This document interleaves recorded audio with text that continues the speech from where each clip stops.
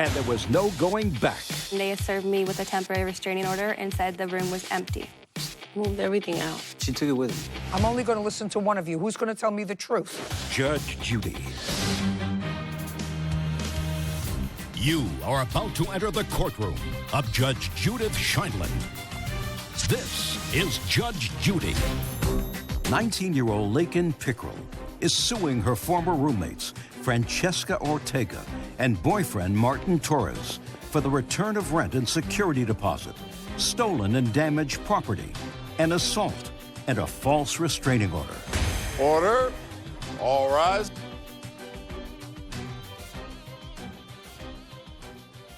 This is case number 149 on the calendar, the matter of Pickrell versus Ortega Torres. Thank you. You're welcome, Judge. Parties have been sworn in. You may be seated. Ladies, have a seat, please. Ms. Pickrell, you rented a room in an apartment that was either owned or rented by the defendants. And it is your claim that it didn't work out, but it didn't work out in a sort of uncross your arms.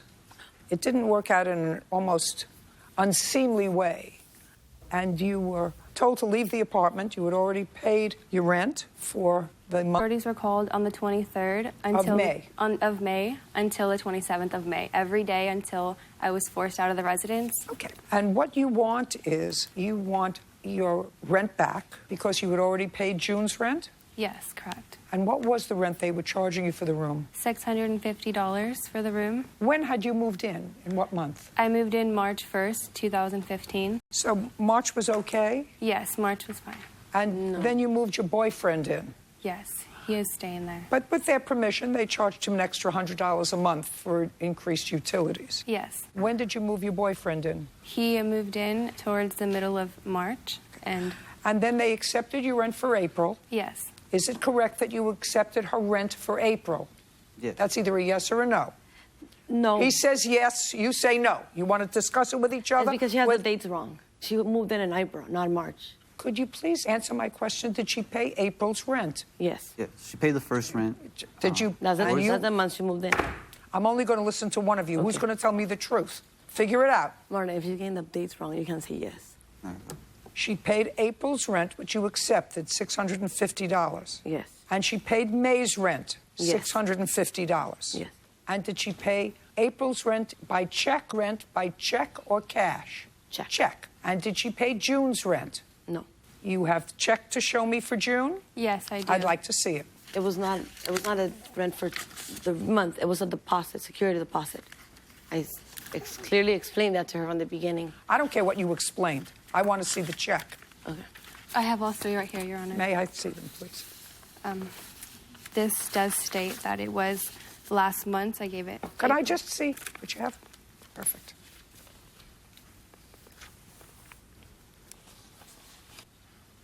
Well, April 3rd, you have $500 for rent, okay? Then it went up to $650. Is that because the boyfriend moved in? That's because I gave her the $150 in cash. I only have the check for the $500 for the last month. Okay.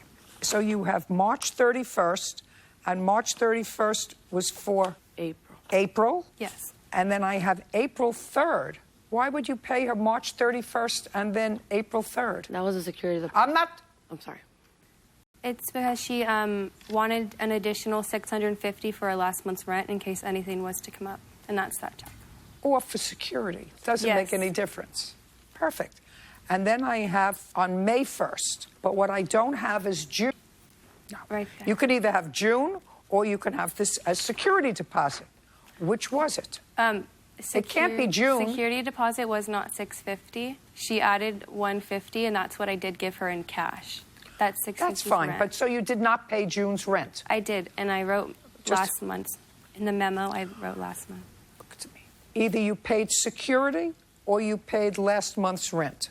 I paid last month's rent. Okay, fine. You paid last month's rent when you first moved in. Is that what you're telling me? Is that how you evaluated it? That you paid last month's rent when you first moved in? You paid no security deposit? I paid last month's rent in the middle, and that was April 3rd, because she wanted to bring that up in the middle. You can't have it both ways. Either you paid last month's rent or you paid security deposit. Which one was it? Last month's rent. Fine. So there's no security deposit. Now, and you moved out in May. So you want your 1 month's rent back, which is $650. Correct. Because you weren't there in June. There are two other things. There's a claim here for filing a false restraining order against you. Is that correct? Yes. But you all went to mediation with regard to that. Am I also correct? Yes. And you resolved that case with a mediator. Is that also correct? Yes. So I'm not entertaining that unless they filed. So that case is resolved. The next part of the case that I'm going to entertain is your property. Now, when you moved in, what property did you move in with? I moved in a queen-size bed. Okay. Also, Where is her bed? Moved everything out. She took it with her. She took it with her. everything with her. How did she take it with her? She was moving had- out for 2 days. She had 2 days. She took That's 2 not days to correct, move all Your her Honor. stuff out. He helped her. Which I even two- helped her. I have a video of them forcing me out, Your Honor, if I could play it. Yeah, after her sister Abs- barged in her apartment Absolutely. I would like to see and it. broke Thank you. everything and beat him up. Just a second. Listen to me. I don't see a counterclaim here.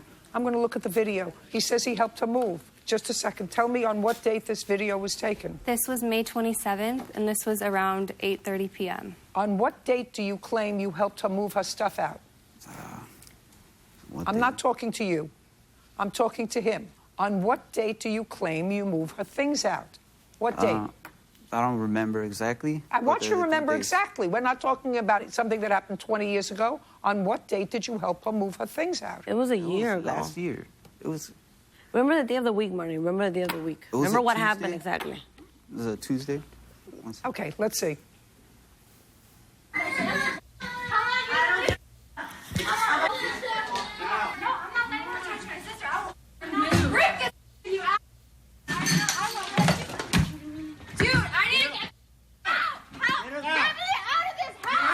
She just punched me! Get out! Dude, get out, Lincoln! She just punched me! Ow! Oh my god! Oh my god! Lacey, don't! Traumatizing. Your Honor, I do have a receipt here. The police advised me to purchase a new doorknob with a lock. Don't tell me what the police advised you. Okay. Sorry.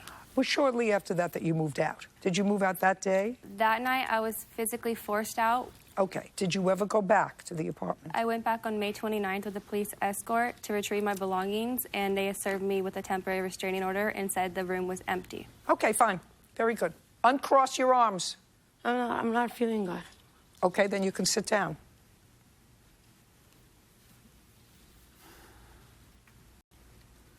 On what day were you served a protective order? It was like the following day after she left. Do you remember the police coming back to your house with Yeah, her on the she 20? came- Yeah, she came. Sorry. Do you remember the police coming back to your house with her? Yes. Do you remember the police going through the apartment in her room to verify with the precinct? Was it before the police came or after the police left or while they were there that you helped her move out her bed? Look at me. It was before. It was before. So Yeah, it was, those 2 days.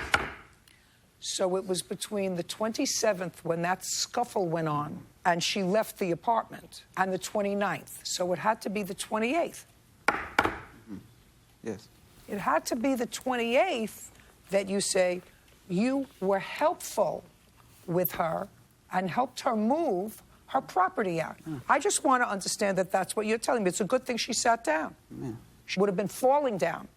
You see, if she was standing up next to you, then maybe you would have some support. So let me see what you want me to believe. You want me to believe that you had this sort of scuffle with her, that you filed a protective order against her because of this, Yes. so that she could not come back to the residence. But the next day, she came back to the residence on the 28th. No, I'm sorry. Stop. No. Sit. No. You have Sit. not let us did talk. Did you hear what I said? I'm going to give you 1, 2, 3. No, I'm sorry, But but out. you're not letting us Out. talk. This Out. is not even Out. what happened. Out. You got all the Out. You have Out. all the Out. dates Out. wrong, everything Out. wrong. Out. Okay, believe whatever Good. you want. Perfect. Judge Judy continues in a moment. So you want me to believe that after this kerfuffle, you, being the nice guy that you are, helped her move her furniture out of the room. That's what you want me to believe. And later today, What was your rent? $750. And how much security deposit did you put down? $750. So that's the $750 that's at issue today. Yes. Why are you suing him for $1,500? Real cases, real people. Judge Judy. Lakin Pickrell says former roommates Francesca Ortega and boyfriend Martin Torres physically forced her out of their apartment. Now, your answer, I'm not even dealing with her complaint. Your answer talks about all the dates, those 27th, 28th. So you want me to believe that after this kerfuffle, which occurred on the 27th of May, and the police came back on the 29th, I assume that you have a report that they went with you? Yes. May I see it? That in between those 2 days, you, being the nice guy that you are, helped her move her furniture. I helped her move her stuff. I never threw any of her stuff away. You may not have.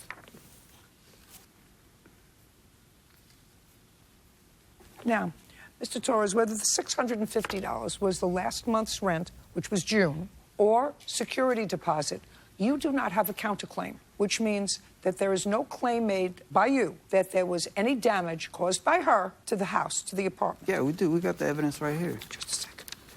Got all the pictures. Just a second. Hand down. I don't have a counterclaim, sir. I don't care what you have there. There is no counterclaim here for damage. Well, what is a counterclaim? We just wanted her out. We didn't want nothing Listen to do to with me. her. We don't ever anymore. see her again. We just wanted Put her out. please. Sure. Can I just Put her ask for out. 5 minutes? Put her out. 2 minutes. Put her I out. just want to say. Put her out. Explain her Put her story out. for 2 minutes because I feel like you're Out. manipulating. Out. You're manipulating Out. the situation Yes. with your question. Miss, Out. Come this way. This is ridiculous.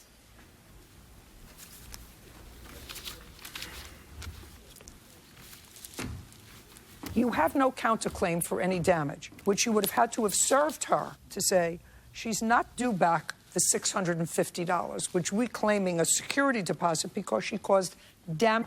You did not file that against her. Therefore, she's entitled to her rent/security deposit back because she lived there a certain amount of months. She never signed anything, though. We had a verbal agreement where she had a cat that she didn't even have a pet deposit for. Mr. Torres, listen to me carefully, sir. Counterclaim. We're taking it out of her security You deposit. did not take it out of her security deposit because no court said you could take it out of her security deposit. That's what we're here for. And since you didn't file a counterclaim, she's entitled to her $650 back. Now the only thing that I have to determine is whether I believe she got all of her property back. Your Honor. What?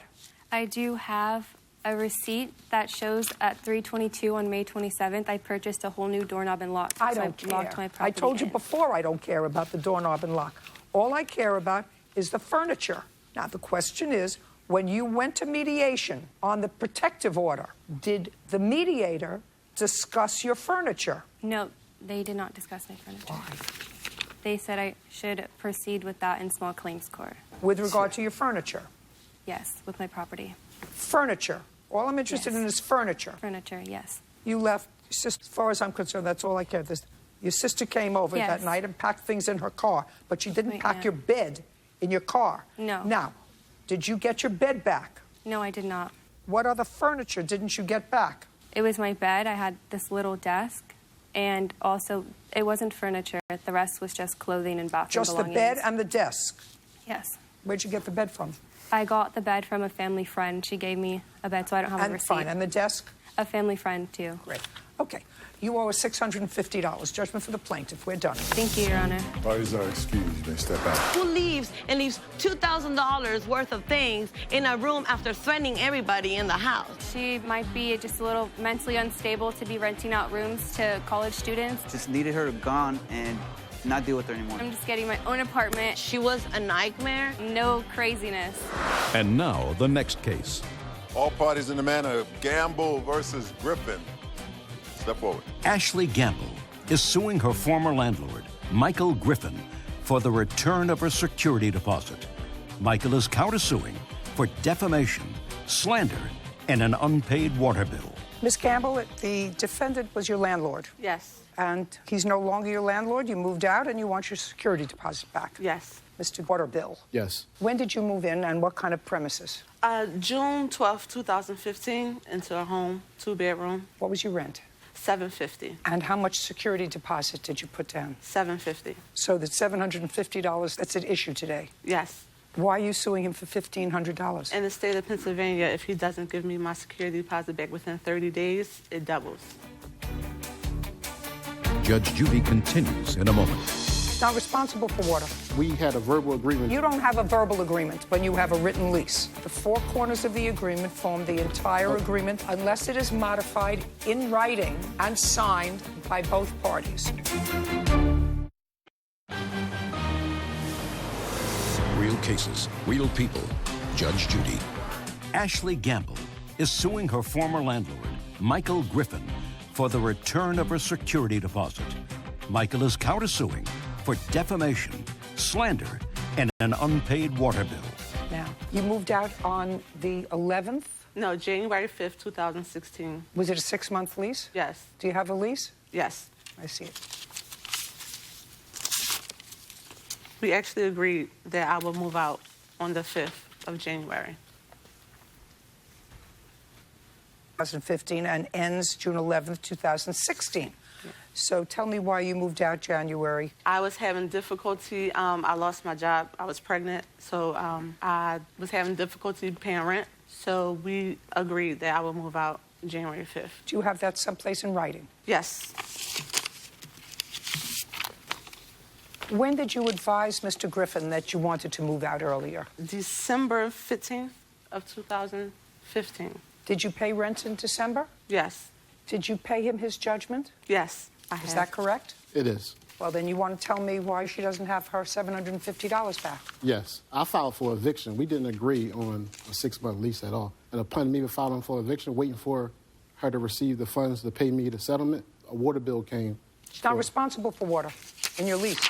No. She was responsible for the water. No, she's not responsible for water in your lease. Show me where. It says she's responsible for the following utilities: electricity and gas. There was no gas in the house. It's just all electric.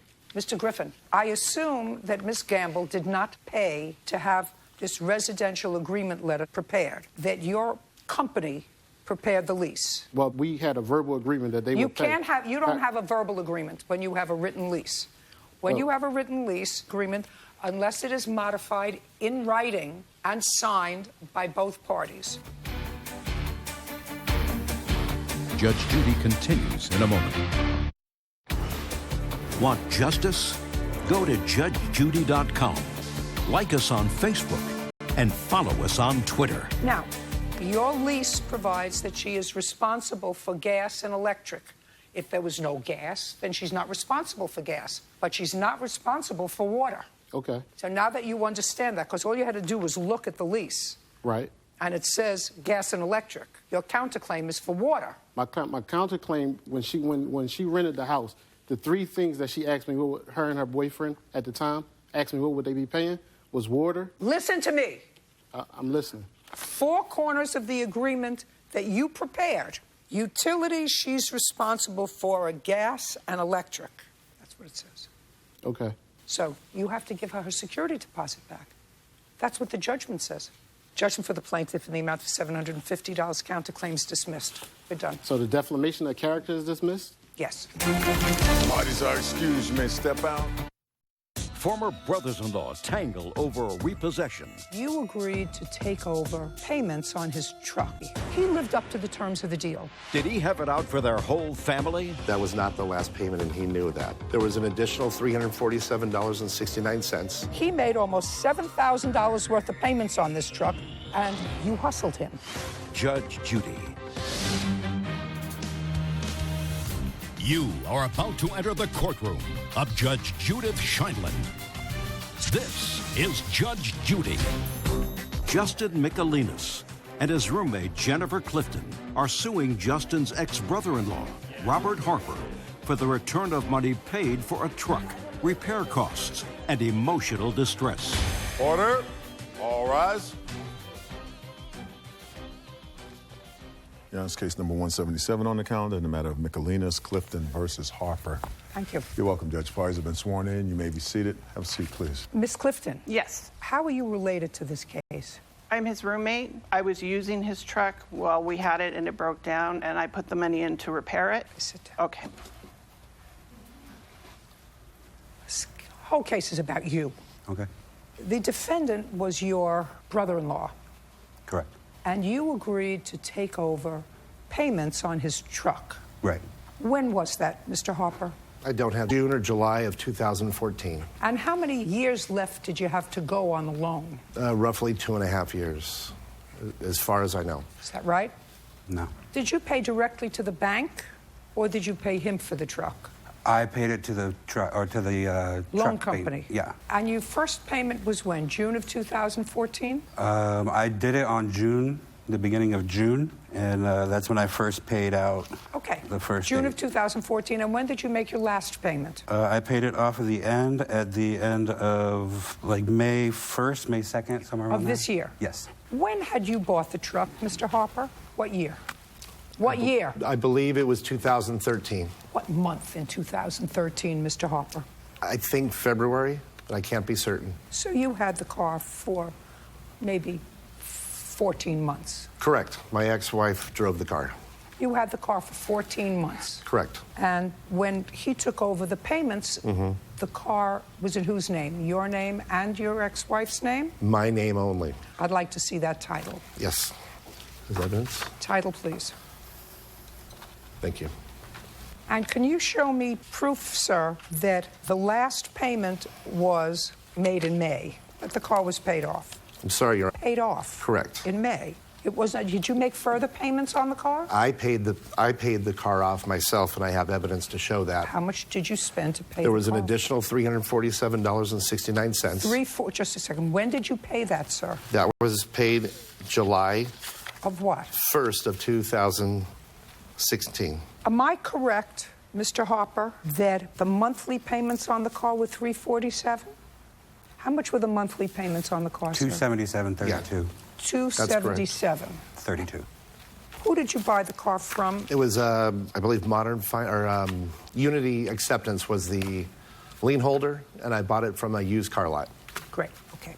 Mr. Harper, is what you're telling me, sir, that for some reason, despite the fact that the plaintiff put in over $6,000 in this car during the time he drove it, Correct. that you believe that you were entitled to repossess the car, which you did, so you now have possession of the car? Absolutely. Don't give me an absolutely. Okay. I'm not interested in your absolutely, actually. Okay. That your payment of $347 entitles you to the possession of the car? Is that what you're telling me?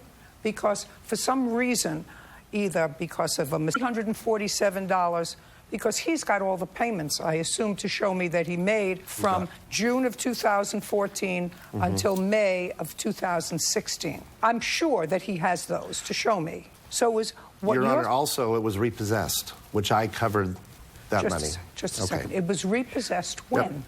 It was repossessed in November of 2014. Just a second. Yes. In November of 2014, Correct. Listen to me, Mr. Michelinas, the car was repossessed 3 months after you took possession of it. So now what I want to see, sir, are your payments from the time you took it over. Okay, so go back into your payments. I want to see those. Because if, Mr. Harper, what you're suggesting is that he didn't make the payments and therefore it was repossessed, because you mentioned that in here, or you didn't make the payment and it was repossessed because you didn't make the payment, but the plaintiff did make the payment. That's a big difference. Do you understand what I'm saying? Yes. You understand. So is it that there was money owed on the truck before he took possession of it?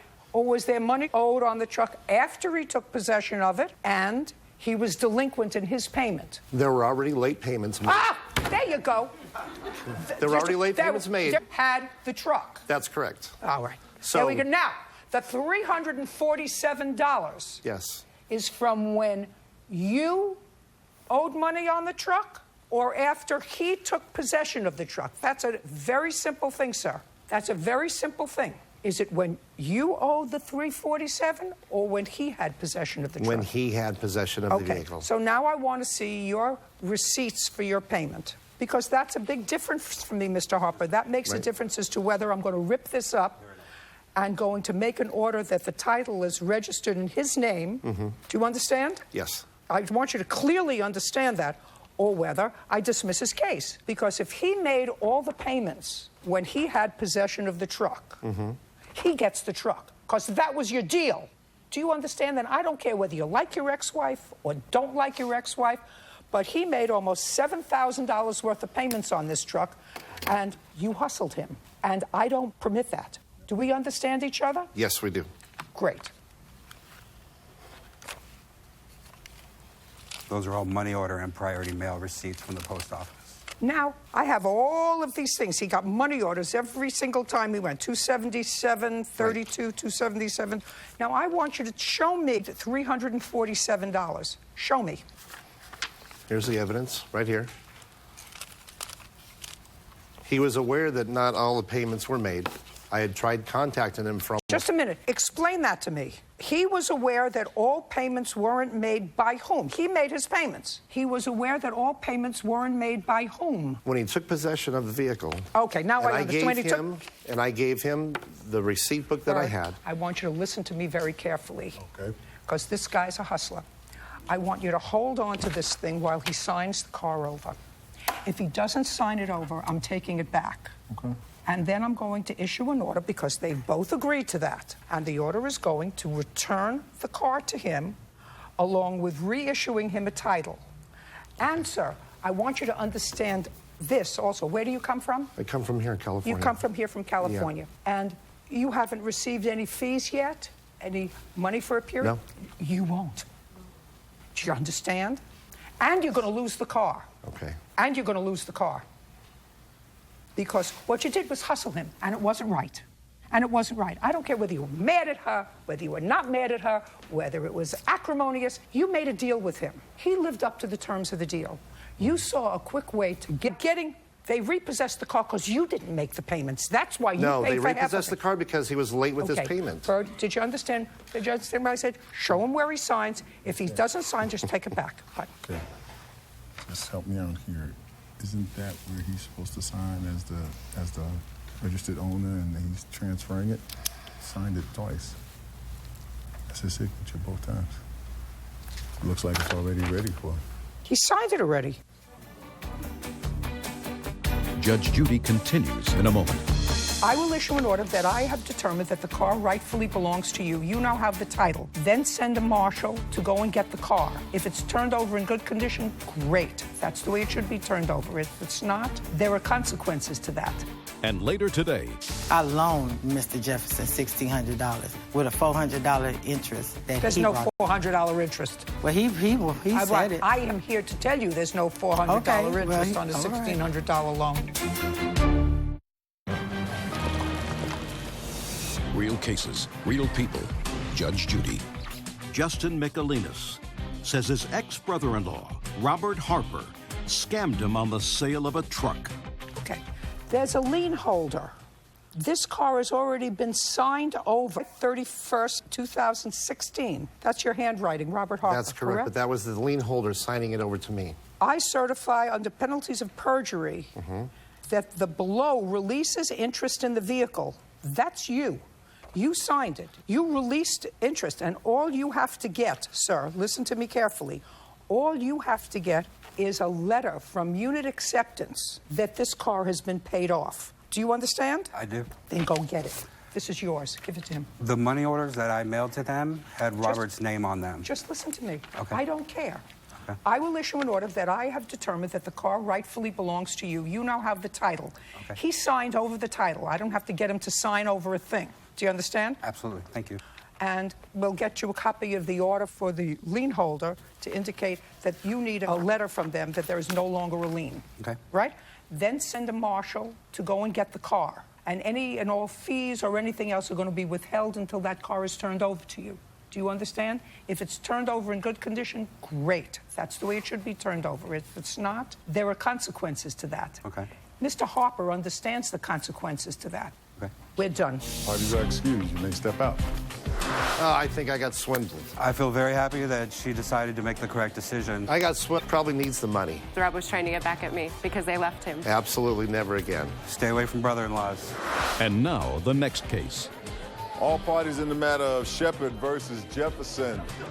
Step forward. Serena Shepard is suing her ex-boyfriend, Brian Jefferson, for an unpaid loan. Miss Shepard, how long were you living with Mr. Jefferson? For 7 months. Were you working? Yes, I was. Were you living in his apartment or your apartment? I was living in his apartment at that time. And what kind of work was he doing? He's a disabled vet. He doesn't work. Do you get a pension, Social Security, Yes, disability? ma'am, I do. And she was not working at the time. That was a false statement she made. Okay. Well, let's find out. But don't interrupt. Who were you working for?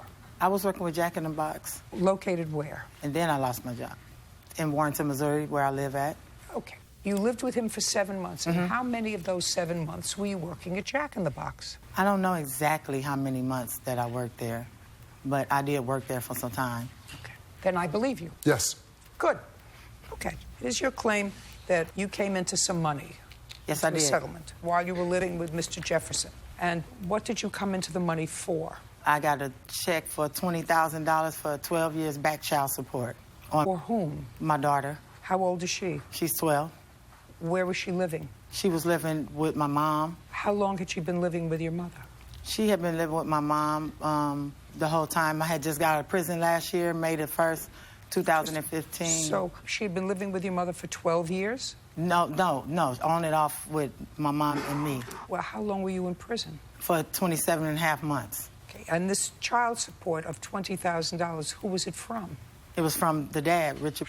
She met him February of this year for the first time, and he took us out, and he went to the bank, and he drew out some money, and I saw that he had almost $200,000, so I got upset because he owed like $22,000 back child support, and so I called child support and told them, and they put a lien on his account, and 60 days later, or actually 70 days later, they gave me the $20,000. And what did you do with the money? I got us a car. I got us an apartment. Just a second, got who a car? I got me and my daughter a car. Your daughter's 12? Yes, for us to have transportation. It was for me and her, an apartment, so I can move her out of my mom's house and to live with me, and that's what she is now. How much did you spend on the car? I spent $2,700 for the car. I bought furniture. I bought us brand new beds. I bought us TVs. I bought everything I needed because... dollars did you put away for your daughter's future? I did not, and I made a mistake on that. You sure did. I did. Because all that money was hers. Yes, it was. Not yours. And how much did you give to your mother for taking care of her for 3 years? I gave my mother $1,000, and I gave I have other kids, too. I gave them money, too. And then I gave Mr. Jefferson $1,600. I loaned Mr. Jefferson $1,600 with a $400 interest. There's no $400 interest. Well, he said it. I am here to tell you there's no $400 interest on a $1,600 loan. Okay. Even if it was a loan. Judge Judy continues in a moment. If you don't put that $1,600 in a bank account for your daughter, because that's what the money was for, child support, not a new car for you, not new furniture, child support. Real cases, real people. Judge Judy. Serena Shepard says ex-boyfriend Brian Jefferson owes for a loan. Okay, what did you use the $1,600 for, sir? And what was the purpose of the $1,600? I had bills stacked up because I'd been taking care of her for nearly a year. Just a second. She was living with you for 7 months. I actually moved from where I was living into this apartment in attempts to accommodate Mrs. Shepard. Because I moved to Missouri from California. I was raising an autistic son by myself. It was time for him to learn how to respect women, and there was... I asked you a simple question. I apologize, Your Honor. She lived with you for 7 months. Yes. Did you move into that apartment together? She moved with me. It wasn't together. She moved with me, yes. Can I say something? He lived with his mom. He lived in the basement. He hated living with his mom. I don't care whether he hated her or not. All I'm asking you is... He didn't accommodate me. You moved into an apartment together, is my question. I lived with my mom at that time. And I was over his house a lot. You're not following me because you don't know where I'm going. You're trying, you know, I see where your head is at from the answers to your previous questions. All I asked you was, did you move into this apartment at the same time together? I don't care if you were living at your mother and he was living in the basement of his mother. Did you find an apartment and move into it together? Yes. What? Yes. Yes. And in whose name is the lease? Mine, Your Honor. In the 7 months that you lived with Mr. Jefferson, did you pay any rent? I pay for the Wi-Fi, the cable, and I'm $50 in food stamps every month. No, just a second. So you provided the food stamps? Yes. She provided the food stamps, which actually we provide, and the Wi-Fi. Yes, Your Honor. And the cable. What I want you to tell me is how much was the rent? $600 when I moved into the apartment. And you lived in this apartment together for how many months? How many months did you live in this? 4 or 5. How many months did you live in this apartment? I don't know. It's about 4 or 5 months, Great. like you said. Great, 4 or 5. And how much were the Wi-Fi bills? They varied. I got some of the payment on this statement from my card. What I would like you to tell me, sir, is what discussion was there when she received this $20,000 and she was feeling very flush, none of which went into her daughter's college bank account? What was the discussion about the $1,600? Judge Judy continues in a moment. Have you been cheated? Go to judgejudy.com. Like us on Facebook and follow us on Twitter. What was the discussion about the $1,600? I need to pay some bills. No. Can I get some money? Yeah. Okay. Is that what you said? Yes, ma'am. I need to pay some bills. Can I get some money? She said, how much? I said, about $1,500. It turned out to be $1,600 to me. What bills? Truck payment. I had fallen behind on truck payment and electric bill. It's combined, gas and electric out there. And so that and a few other miscellaneous things that I wanted to get my son some clothes and a few things like that. Bought a new coffee maker. I'm awarding her $1,600. And of the $1,600, Ms. Shepard, I'm going to make a very, very solid statement to you. Your Honor. If you don't put that $1,600 in a bank account for your daughter, because that's what the money was for, child support, not a new car for you, not new furniture, not a TV. That's what it was for, child support. Child support. So if you bought yourself a lot of new toys, what you should do with this $1,600 is put it in a bank account, and it should be in trust for your daughter. Yes, We're done. Thank you. Parties are excused. You may step out. Judge Judy continues in a moment. And on the next Judge Judy.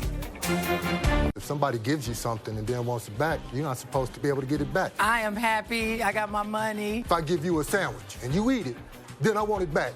Give it here. I ain't worried about no sandwich. I don't need no sandwich from him. Because she spent all the rest of her 100 of them. relationship. That was over a long time ago. My daughter, I'm going to take Judge Judy advice and put that up for her because she deserves it.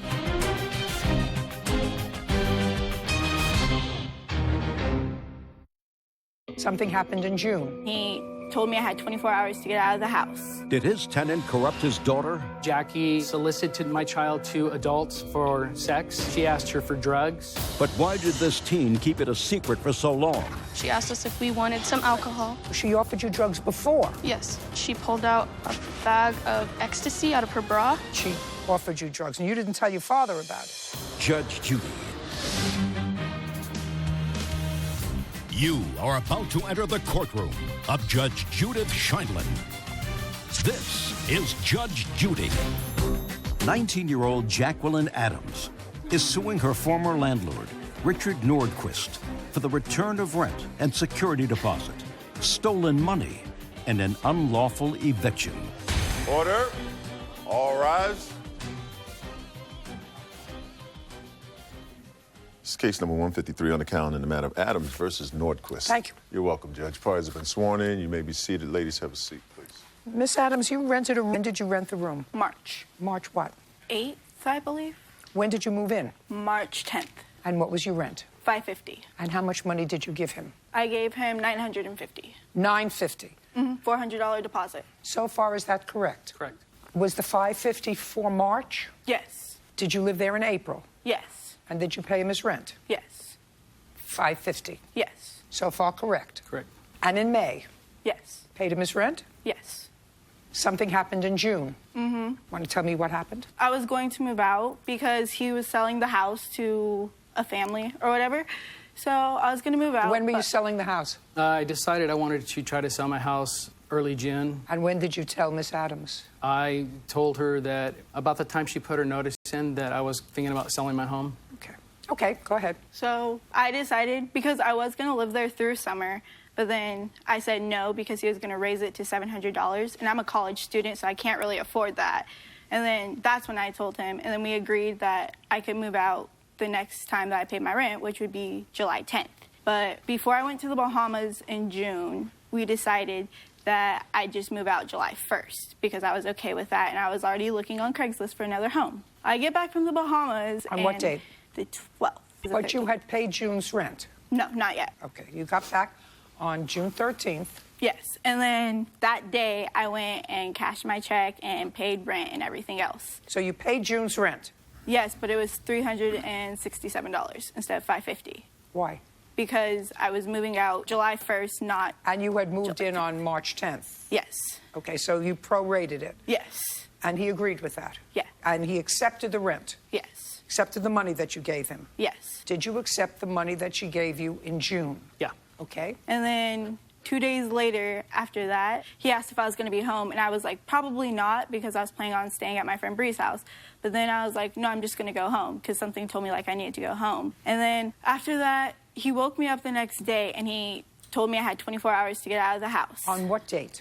The 17th. Did you move out? I grabbed a bag full of clothes, and I told him, okay. He said I could finish packing my room, and that's what I did. Okay.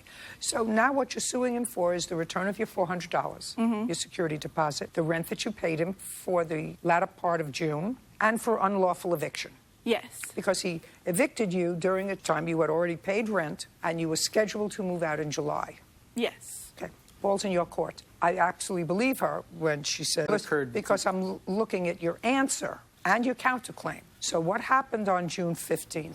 June 15th? Well, I would like to go prior to June 3rd of what happened led to her moving out early. Go ahead. Okay. I was in Santa Cruz with my girlfriend and my other daughter, and Paige asked if she can go to my house because she was visiting her parent, her mom. Who was this? Paige Nordquist. And How old are Haley. you? 15. And Okay. she said, can I go to the house to swim? Jackie will be there. I go, only if Mom's okay with it and if Jackie's there, because she seemed responsible. And so I said, it's okay. That night, June 3rd, Jackie solicited my child to adults for sex. She asked her for drugs, Norco. Well, you weren't there, so you don't know that at all. So that's... No, but they were there. They can tell me Okay. what they want to tell me, but you can't tell me. All right. Who's going to speak? Okay. Your first name is? Paige. Paige. You went to your father's house on what day? June 3rd. Who did you go there with? Haley Anderson. My mom dropped me off. Anybody else show up at the house? No, ma'am. Just the two of you? Yeah. And what about the plaintiff? Was she there? Yes. Anybody else other than the plaintiff? No. Okay, so it's the two of you and the plaintiff. 19. Okay, so she's there, you're there, and? She came home under Look the here. influence. Sorry. She came home under the influence. Of what? Drunk. She asked us if we wanted Just some a second. alcohol. She came home under the influence of drugs. How did you know that? She has offered me drugs before. No. So she offered you drugs before? Yes. Is that what you're telling me? When did she offer you drugs before? I don't remember what day it was, but she pulled out a bag of ecstasy out of her bra. So this was before June 3rd? Yes, but Before I you- never... Just before June 3rd, before you asked your father if you could go to the house with a friend, and before your father said to you, yes, you can go there if Jackie is there, because she seemed responsible. So that was before that time that she offered you drugs, and you didn't tell your father about it. Because I was scared of her. Whatever your reason, you didn't tell your father about it, so that you knew that Jackie was going to be there, Yes. and that your father felt that she was the responsible one, Yes. right? Yes. Okay. So now you're there on June 3rd, and She came home and asked us if we wanted some alcohol. She said she was getting a bottle that night. We were all at the kitchen table. okay, and what? Just a second. And what did you say? I said no. Didn't you call your mother and have her come pick you up? I'm just curious. I don't know. What do you mean you don't know? I just didn't think to do that, really. Why not? I mean, you're 15 years old. How old are you? 16. 16. You tell me that somebody has offered you illegal drugs before. Despite that fact, and despite that you didn't want to tell that to your father, you initiated a call to go to the house knowing that Jackie would be there with your friend. Right? And before you went to the house with your friend, did you tell your friend about the prior encounter with Jackie? Yes. And she went too. And I assume she didn't tell her mother. You live with your mother? Yeah. Yes is the answer. Yes, and I did tell my mom. And your mother let you go anyway? Well, I was at her... You mean you... Stand up. Is what you're telling me you told your mother that your friend told you that they were going to an unsupervised house with someone who had offered her drugs before, and your mother said, fine, have a nice swim? Is that what you're telling me? No, I was at her house. I didn't let my mom know that we were going. We thought we were just going to go over there and go swim for the day, and we didn't, and we just ended up staying the night. Sit. Sit. You about these events? She told me, because she was with her mom for another week, I would say approximately June 15th, 16th, and then after... No. June 3rd to June 15th is more than a week. Well, she was with her mom, because I was in the, Santa Cruz until the 5th, and... Right, then you come home on the 5th. Right. And what you're telling me is you didn't speak to your daughter? She was with her mom on vacation at her mom's house for a week, because her mom's allowed 2 weeks of summer. Just a second. I just asked you a question. You and her mother live in relatively the same area? Yeah. Yes.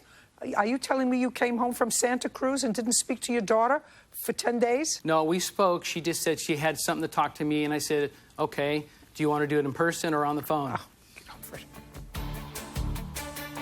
Judge Judy continues in a moment. Your counterclaim says there was a lot of emotional distress based on the fact that your 15-year-old daughter and a 16-year-old friend were offered drugs and alcohol by some old person. Older. Her friend is older than she is. Would you call her an older person if she offered her alcohol? And later today... So she kept it in regular service? Yes, Your Honor. And she gave you all these things? Yes, maybe she forgot to take it away when she turned over the documents. Nah. Why would she do that? If she... Real cases, real people. Judge Judy. Jacqueline Adams says former landlord Richard Nordquist owes for the return of rent and security deposit, stolen money, and an unlawful eviction. Richard is countersuing for emotional distress. You owe her security deposit back, which is $400. You owe her rent back, which is another $400. Where did you go when you left? I went and I stayed at my friend's house. And where are you staying now? I'm not really. I'm, like, homeless. Like, I can't live with my father because I'm a foster youth, so I get AB 12. So I'm, like, legit homeless. So throughout the night, I'm up walking around. Throughout daytime, I'm finding somewhere to sleep. Well, how do you support yourself? I don't, unless every month when I get my AB 12, that's when I pay all my bills. What's AB 12? I'm a foster youth. I aged out of foster care. So, yeah. I'm awarding you your $400 security deposit back, $400, which is a round number, for the rent that you took from her for the month of June, and another $400 for illegal eviction. That's $1,200. You have a counterclaim, which is nonsense. Your counterclaim says that there was a lot of emotional distress based on the fact that your 15-year-old daughter and a 16-year-old friend were offered drugs and alcohol by some old person. Older. Well, her for our alcohol? She's an adult and they're minors. Yeah, okay. Counterclaim's dismissed. We're done. You believe her? Perfect. Okay. Please are excused. You may step out. I'm happy that she did, like, see that I was telling the truth. She was going to move, and so there was no eviction. I don't drink, so, or do drugs. So it's just like, okay, yeah, definitely, that's me. It's a joke. He's the joke. And now, the next case. All parties in the matter of Concepcion versus McMurdoch-Dixon. Step forward. Joselito Concepcion is suing Carmen McMurdoch and her daughter Dana Dixon for defrauding him when they traded cars. Mr. Concepcion, you traded a car with the defendants. You traded an Acura for their SUV. Yes, Your Honor. Before you made that trade, you didn't know each other. You had seen their SUV parked with a sign for sale. You wanted a different car. They were about the same price, so you bartered at $4,500. And that was on what date, sir? March 1st this year. And when you traded the cars, Miss McMurdoch gave you all the paperwork for the car, the history of the mechanical history when it was serviced, etc., was with the car. Is that correct? Yes, Your Honor. And when you purchased the car, the odometer showed about 85,000 miles. Yes, Your Honor. And then you saw a piece of paper that came with all the paperwork that Miss McMurdoch gave you that said earlier, a year earlier, the car had 94,000 miles. Yes, Your Honor. So you want your money back or your car back because you say that they defrauded you. Yeah, they scammed me. Just both of them. No, they didn't. First of all, I would like to see the paperwork that you're referring to, that they gave you. Yes. You didn't find this on your own. Yes. They gave it to you. Yes. Good. That's the one. Yes.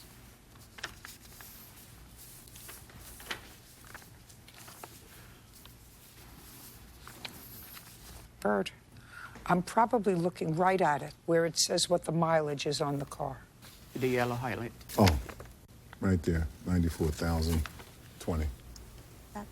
Okay, so this is license and mileage. It says 94020, and that was last July. Yes, Your Right, Honor. and you had taken the car in for servicing. Yes, ma'am. Okay, when did you purchase the car? September 2012. And you maintained it from 2000. I'd like to see all the paperwork you had on the car. These are contract. This is the... Fine.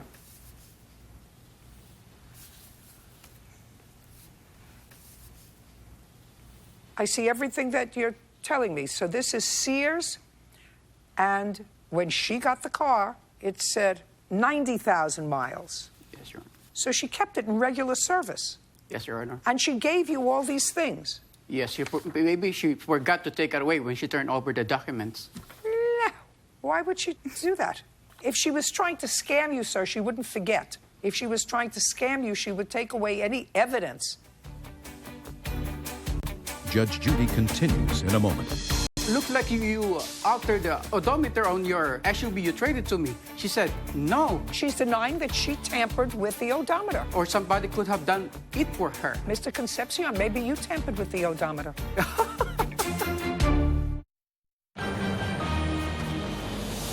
Real cases, real people. Judge Judy. Joselito Concepcion says Carmen McMurdoch and daughter Dana Dixon rolled back the odometer on a car they traded him. Okay, you think that these two ladies turned back an odometer and then gave you paperwork for eviction and everything else which says what the exact mileage is? The reason I bought the car was the odometer when it was only 84,000. For the age of the car, 1986, wow. Well, it was closer to 85,000 miles, sir, than it was to 84,000 miles.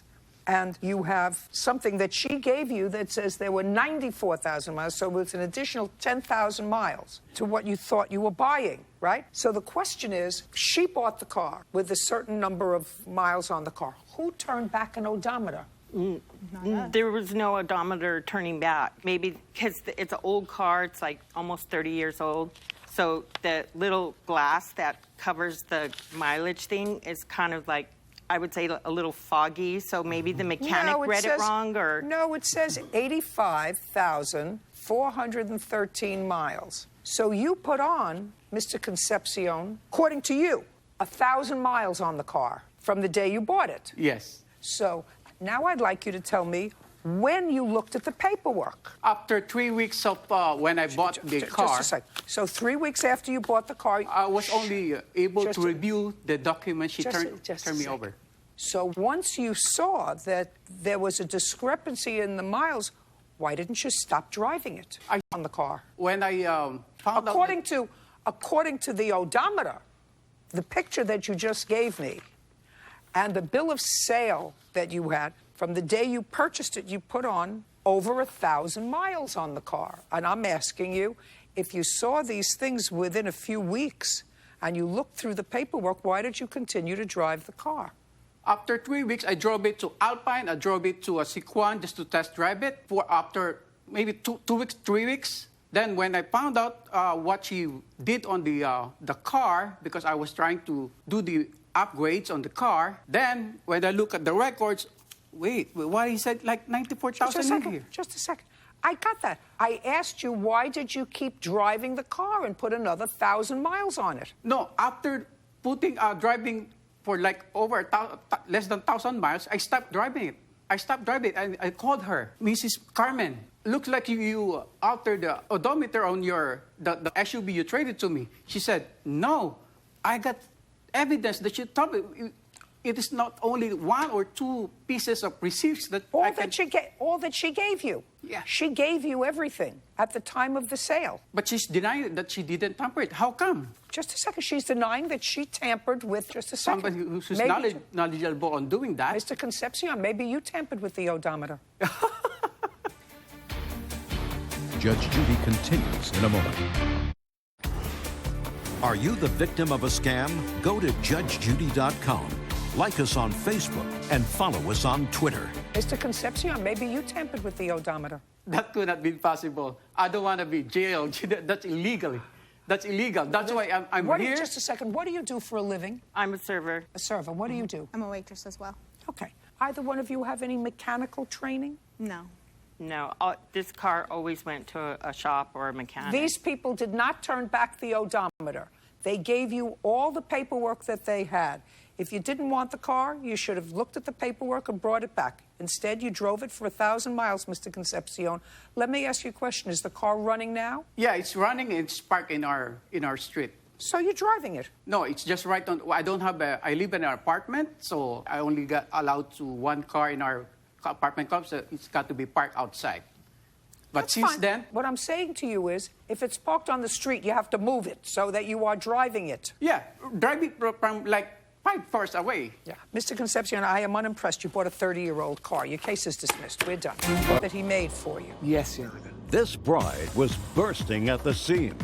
I kept telling him I need to spend it because I'm a heavy-set person. When I looked at it, I'm like, it don't even have a shape to fit me. She let you know that the dress had to have a little give to it. Yes. I just have to see. And after closer examination, this dressmaker still won't give an inch. My job first is to just take the measurements. No. Judge Judy. You are about to enter the courtroom of Judge Judith Scheindlin. This is Judge Judy. Waddell Newman is suing dressmaker Corey McKinney for the return of money he paid for a wedding dress and punitive damages. Order. All rise.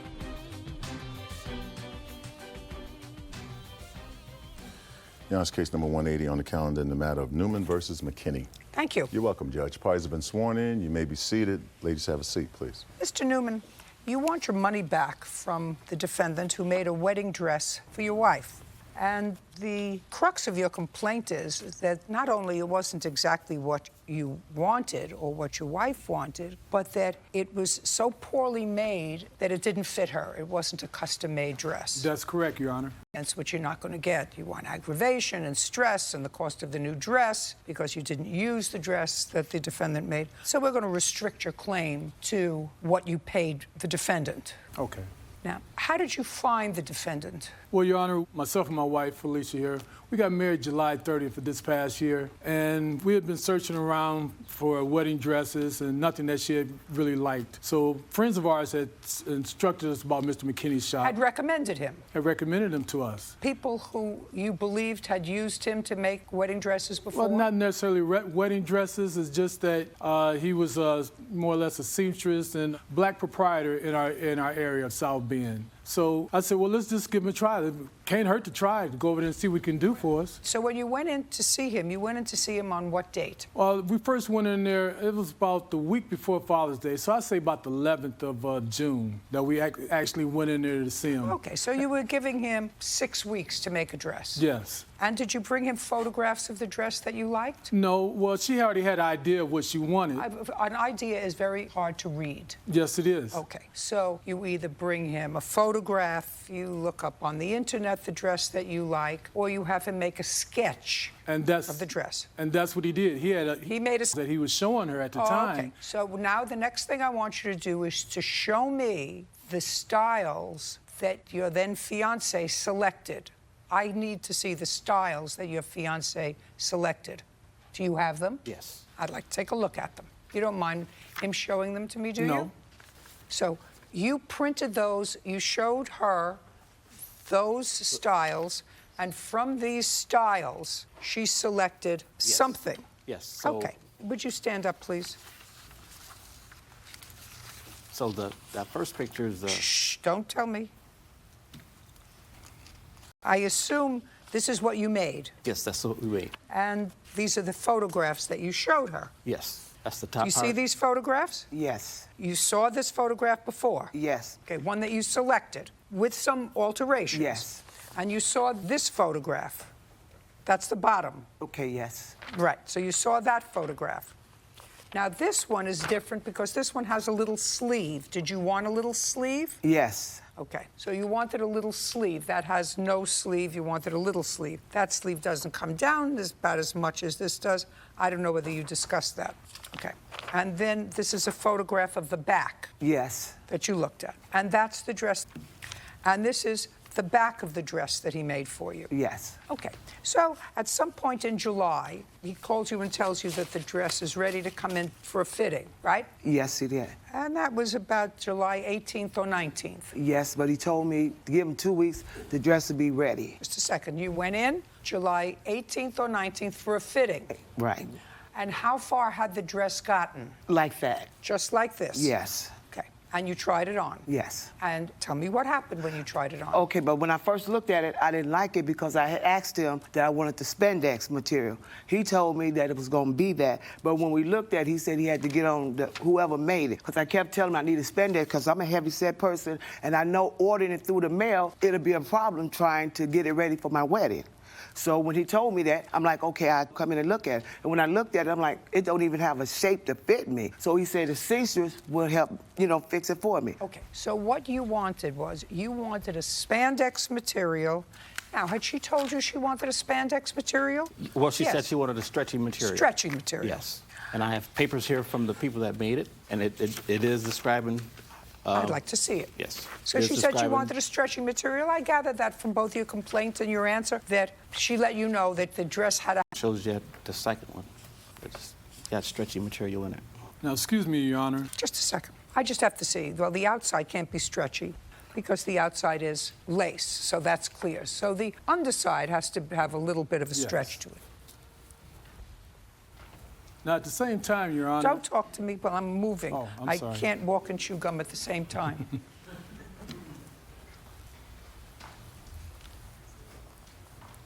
Not the outside of the dress, probably the inside. No, I understand.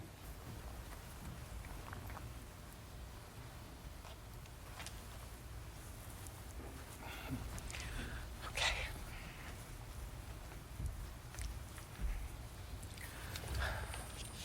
Mr. McKinney, that's not stretch satin. I'm telling you, the inside of that dress is not the kind of material that has give to it. Okay. Yeah, I don't care what this note says from whomever, which is really... So around the hips? Isn't it the same satin all over? I went underneath the dress to the lining. Probably the hip area is where What do you mean probably the hip area? underneath would be the stretchy material, not the top part of the bust. You need stretchy to be here, around the waist. Oh, so what I'm asking you is, did you use one fabric or two different fabrics to make the lining of the dress? No. You're going to answer my question. I assumed, having had these things done myself, that you use one fabric to make the underside of the dress. And is what you're suggesting to me that you use two different fabrics? Two different fabrics. Okay, I'm going to go back.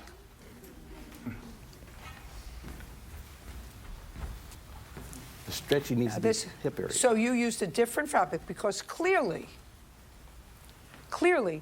this is not stretch at all. So what you're suggesting is under here, you want to come over here, sir?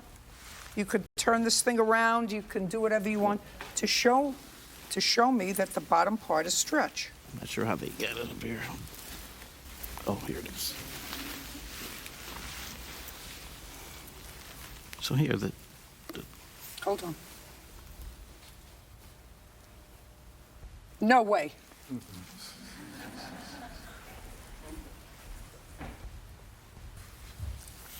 Now, you know that's not stretch material, sir. I know what a spandex material, what a stretch material is. That's not a stretch material. You can go like this, but that's not a material that has give to it. Okay, but you made the dress, and there was a lot of effort that went into it, and Mr. McKinney acknowledged that it didn't fit you when you came in, so he said his seamstress would come in to fit it again, which is usually what you do when you make bridal dresses. You go back sometimes for 4 fittings before it gets right. So you went back again. A week before the wedding. Okay, and when I went in there, she looked at it, she said the dress was not measured for me, and I told her, that's what I told him. So when she tried to do it, she tried to take it out. It even got tighter when I tried it back on again. Just a second. So it didn't fit. Right. Well, when you went in there on the 18th or 19th, which seamstress came out and fitted you? He didn't have one then. Well, did he pin it? Did somebody pin it? Yes, he did. Yes. So he did the pinning. Yes. Of where you wanted it to fit across here. How was it?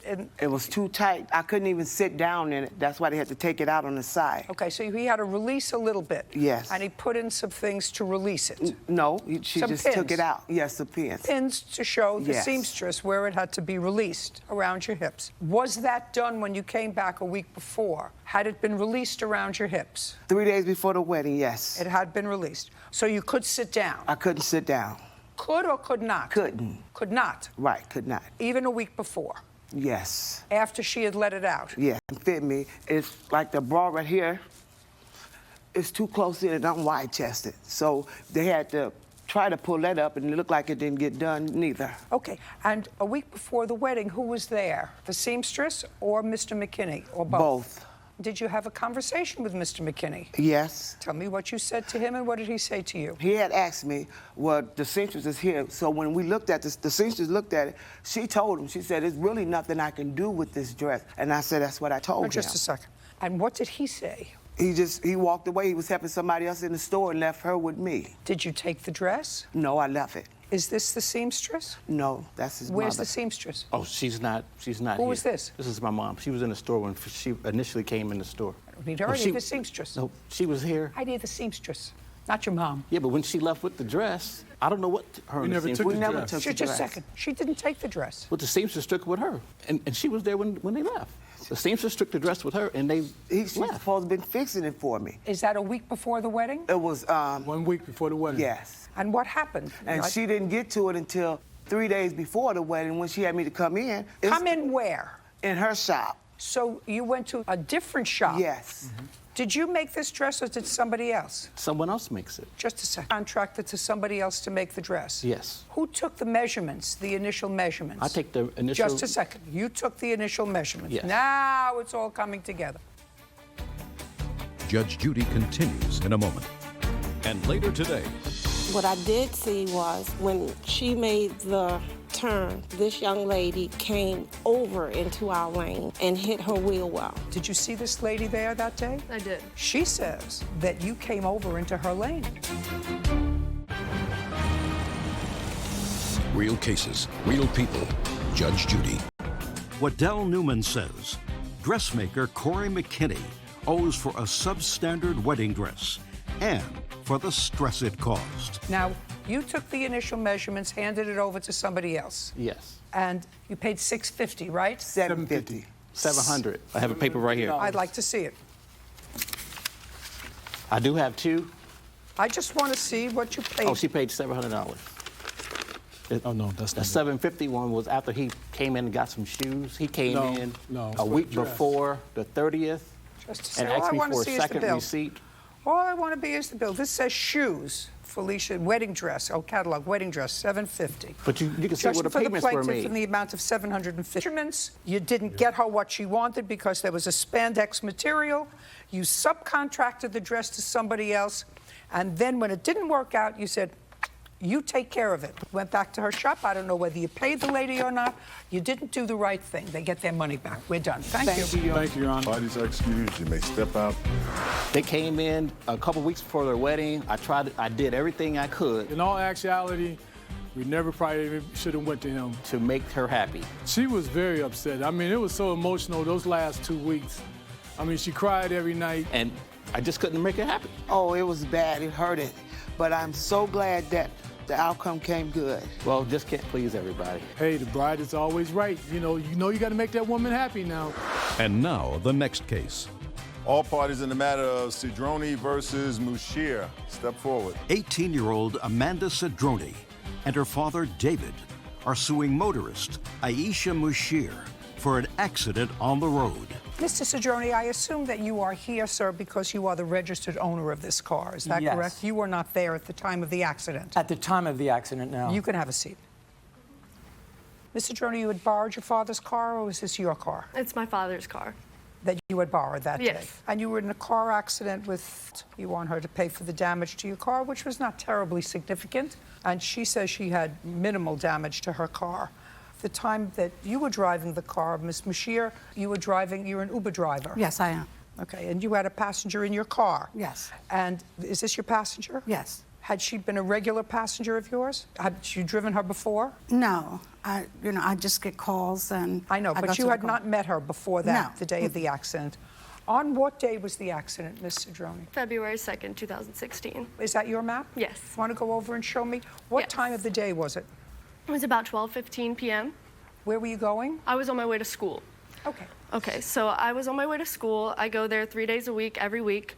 I was on Perry Hall Boulevard in the left-hand turn lane. I was at a red light waiting for my green arrow. The arrow turned green, and I had proceeded to make my turn into the left-hand turn lane of Rossville Boulevard. And I saw the defendant was making a right on red, and she was inching out a little bit, so I intentionally stayed in my lane, the lane closest to me, and then she made the right on red, and then she came into my lane and hit me. Okay, thank you, sir. Judge Judy continues in a moment. Well, I'll take a look at it. Maybe that could change my mind, but I have a witness. that she turned on the yellow light. But then her dad got there. He said, no, Amanda, it was green. Real cases, real people. Judge Judy. Amanda Cedrone says fellow motorist Aisha Mushir owes for a car accident. Now, what I'm asking you is, she had an arrow permitting her to turn? Yes, she was in the turn lane. In the turn lane, yes. And you were making a right turn? Yeah. And you can make a right turn on red? Yes. And you were making a right turn on red? Yeah. Okay. You want to go over to your board? Okay. So what you are saying is, now I'm looking at the photographs, what you're saying is she came into your lane and she says you came into her lane? Yes, she came. Okay. But we agree on this. We agree that you were making your right turn on red. Yes. And we agree that you had the right to make a left turn. Yes. Okay. Now, were you watching what was going on around you, or were you busy doing something else? You were in the back seat? I was in the back seat. Tell me your name. Sharon Ellerby. Miss Ellerby, do you remember the point where the cars collided? Yes, I did. Did you get out of the car? I did not. Did you hear any conversation between the plaintiff? What I did see was when she made the turn, I noticed that this young lady came over into our lane and hit her wheel well. So you're certain that the plaintiff, yes, when she made the turn wide? Wide, correct. Okay. Do we have a police report? The police couldn't take a report because... They didn't, so they did not. Did anyone take a photograph of exactly where the cars were at the time of the collision? I do not have a photograph. I have a video of my perspective of driving it, and then I have pictures of the damages of the car, but I don't have a picture of the road. Well, that's actually the most important aspect of this case. I have pictures of the road. At the time of the accident? Not at the time of the accident. Well, I don't want you to go back. I mean, is there a skid mark? Was there any debris? That would be nothing telling. like that. Okay. By the way, did you see this lady there that day? I did. Okay. So she was just a passenger in the car. She was the witness. She says that you came over into her lane. I had the right of way. I had a left arrow, and I made that turn, and I saw her inching out to make the right on red, so I stayed in the lane closest to me, just in case she did come into my lane, and she did. But I have pictures to show the damage. Well, I'll take a look at them. Maybe that could change my mind. Witness who says that you came into her lane. And she also told the officer that she turned on the yellow light. She told the officer that. But then her dad got there. He said, no, Amanda, it was green. And when I spoke to the insurance companies, to my... No, don't tell me which. Judge Judy continues in a moment. Want justice? Go to judgejudy.com. Like us on Facebook and follow us on Twitter. Your car was damaged. Question is, was it your fault or not? No, Your Honor. She came into my lane and her left front bumper is damaged. My right front fender. I had a scrape on my bumper, and I actually got out of my car and went back to her because I had pulled my car on the side to get out of traffic. Just a second. Did you hear any conversation between either the plaintiff and the defendant or police officers when they came? It was only one officer. One officer. You heard no conversation? I did not. And as certain as you are that you heard no conversation, is that how certain you are that the plaintiff came into the defendant's lane? Absolutely. Okay. The case is dismissed. We're done. Parties are excused. You may step out. Judge Judy continues in a moment. And on the next Judge Judy. A former couple fights over puppy with me. I also always slept in his apartment. I didn't ask where you were sleeping. I asked where the dog was sleeping. Judge Judy. The insurance company said that they were not touching it because... I didn't go through insurance because my insurance shouldn't have to pay for it. Their investigation, I was not at fault. Oh, the investigation, yeah, they couldn't do anything. They denied all claims. And hopefully, she drives a little more carefully. But the police did say to me at the end, green always wins. Accept responsibility for what you've done. Keep driving correctly. A mother's sudden cross-country move. You left the state of Florida. Yes. To go to what state? Virginia. So you refused to bring the child back from the state of Virginia. Will this dad ever see his daughter again? You list a whole lot of things that portray the defendant as a very bad person. He was in prison for 5 years. You don't have the right to take the child away from the other parent. Judge Judy. You are about to enter the courtroom of Judge Judith Scheindlin. This is Judge Judy. Holly Leftwich is suing the father of her child, Casey Fand, for the return of her belongings. Order. All rise. It's case number 217 on the calendar, the matter of Leftwich versus Fand. Parties have been sworn in. You may be seated. Ms. Leftwich, you and the defendant have a child together, and you did live together for a period of time. Yes, it is your claim that the defendant removed your property without your permission from an apartment that you had shared, but he had vacated. Yes, ma'am. The defendant says that his name was on the lease to the apartment, that you had, in effect, left the apartment, that you were being evicted for non-payment of rent, I assume.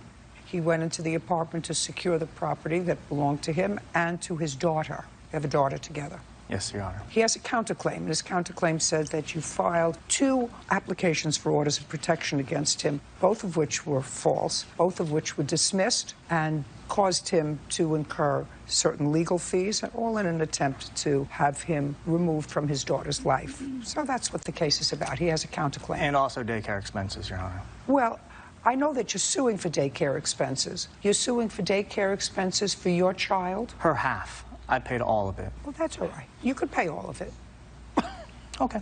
You can pay all of it. It's your child. If she takes the child out to a restaurant and buys a hamburger, you think that she should be able to charge you for half of that for your child? It depends on who's paying for the dinner that night. That's why we don't get messed up in the... How old is your daughter? 18 months. That your daughter is living with her mother? No, ma'am. She's living with you? Yes, Your Honor. Is there an order of custody that gives you her Yes, to Your live with Honor. you? I'd like to see that.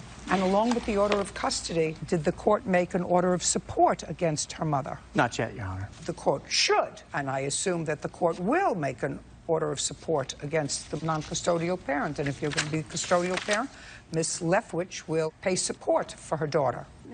Your What? Honor, he's actually going to pay me support. And For what? It's 50-50 custody in the state of Florida. Well, if it's 50-50 custody, why is he paying you support? Because I make less than him. I'd like to see the order.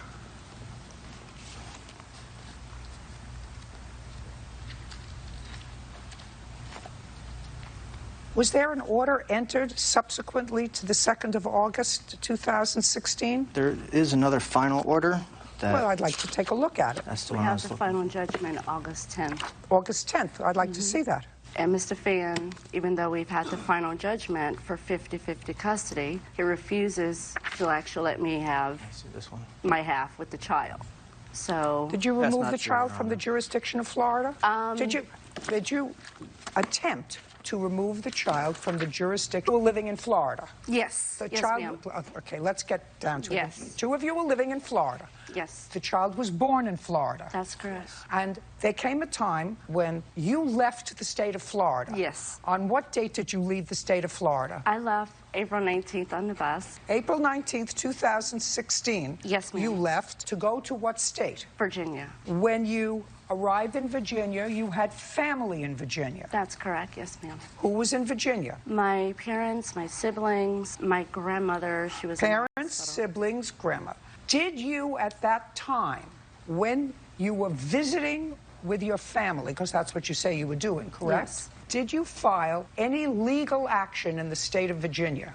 Not at that time. Between April 19th, 2016 and August 2nd, did you file any action in the state of Virginia? Yes, ma'am. Tell me what you filed and on what date. I filed an injunction, a protective order injunction. You filed it for a protective order. Yes, on what ma'am. date?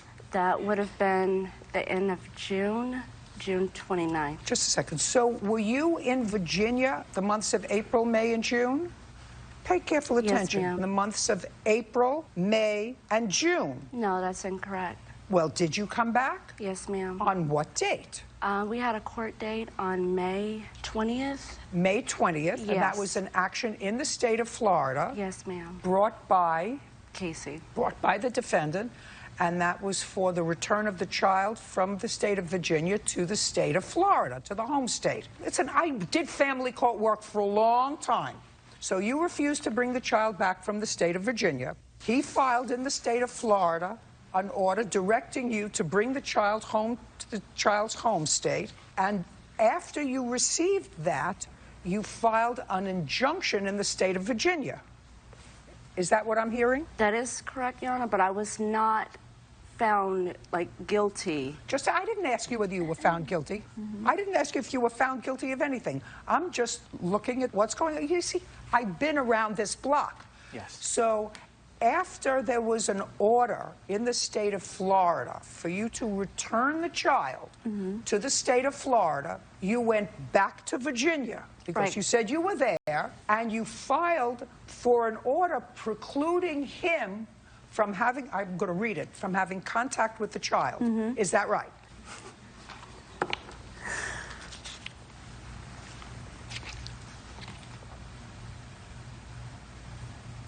Now, I see that you list a whole lot of things dating back to November 15th that portray the defendant as a very bad person.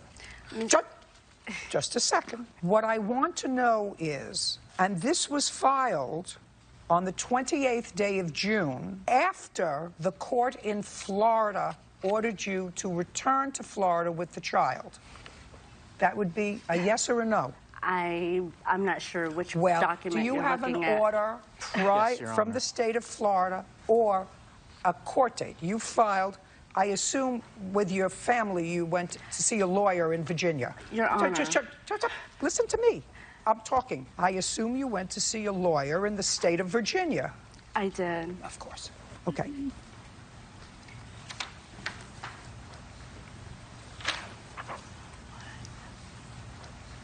So on the 23rd of May, the court granted the father's order that neither one of you could remove the child from Palm Beach County. That's correct. And then, despite that order, you did, in fact, and went back to Virginia, where you filed on the 28th of June Yes, ma'am. for an order precluding him from coming near you, the child, anything. Your Honor, I would have... Just a second. I'm not getting into that. Okay. I want to know what the judge in Virginia ultimately did with this protective order. Did the judge grant you a protective order or dismiss this case? He granted the protective order for me. Permanent. Based upon these allegations, if I were a family court judge, I would grant you ex parte, without him being there, a temporary order of protection. That is correct, yes, ma'am. Temporary order of protection, just based upon the terrible allegations that you make here. The judge in Virginia, I don't see anywhere around here that anybody made the judge in Virginia aware of the Florida court's order precluding you from removing the child from Palm Beach County. I don't see anything in here about that. You understand where I'm going? Yes, ma'am. All right. So I ultimately want to know, I'll get to you in a minute. It looks like there is some semblance of knowledge here, right? Yes, absolutely. So I want to know what the court in Florida, did you have a trial? No, ma'am. He did not get the protective order in Florida. What happened with this protective order? I didn't even go because of the paternity. So it was dismissed? Yeah, I didn't go. So it was dismissed? Because I was in Florida. So it was dismissed? Yes, ma'am. Judge Judy continues in a moment. Your daughter's stuff was there. My cat was in the apartment. Oh, I don't want to hear about your cat, because any idiot that goes away for 3 months and leaves a cat in the apartment, what arrangements did you make him with home with? I was gone for like a week. I don't care. Real cases, real people. Judge Judy. Holly Leftwich says the father of her child, Casey Fand, stole her belongings and sold them. Casey is countersuing for child care and legal expenses. Now, did you ever file a protective order against him in the state of Florida? Yes, ma'am. On what date? It would have been November 29th. November 29th? Of 2015. I would like to see that. I don't have a copy with me. November 25th. I was here for my stuff, so... You mean you were never served with a copy of his counterclaim? No, ma'am. Did you serve her with a copy of your counterclaim Yes, for legal ma'am. expenses? I'd like to see a copy of that. That wasn't even in his counterclaim. That actually just came in the mail the day I left, I didn't even... and it was signed for by her roommate. I do not have, this is the order that I did with the police receipt for getting it served, but that order actually came in the mail the day I left to come here. On what date did you leave Florida? Yesterday. And you received no... My roommate signed for it. I never got it. I have no idea what his counterclaim is even. I don't...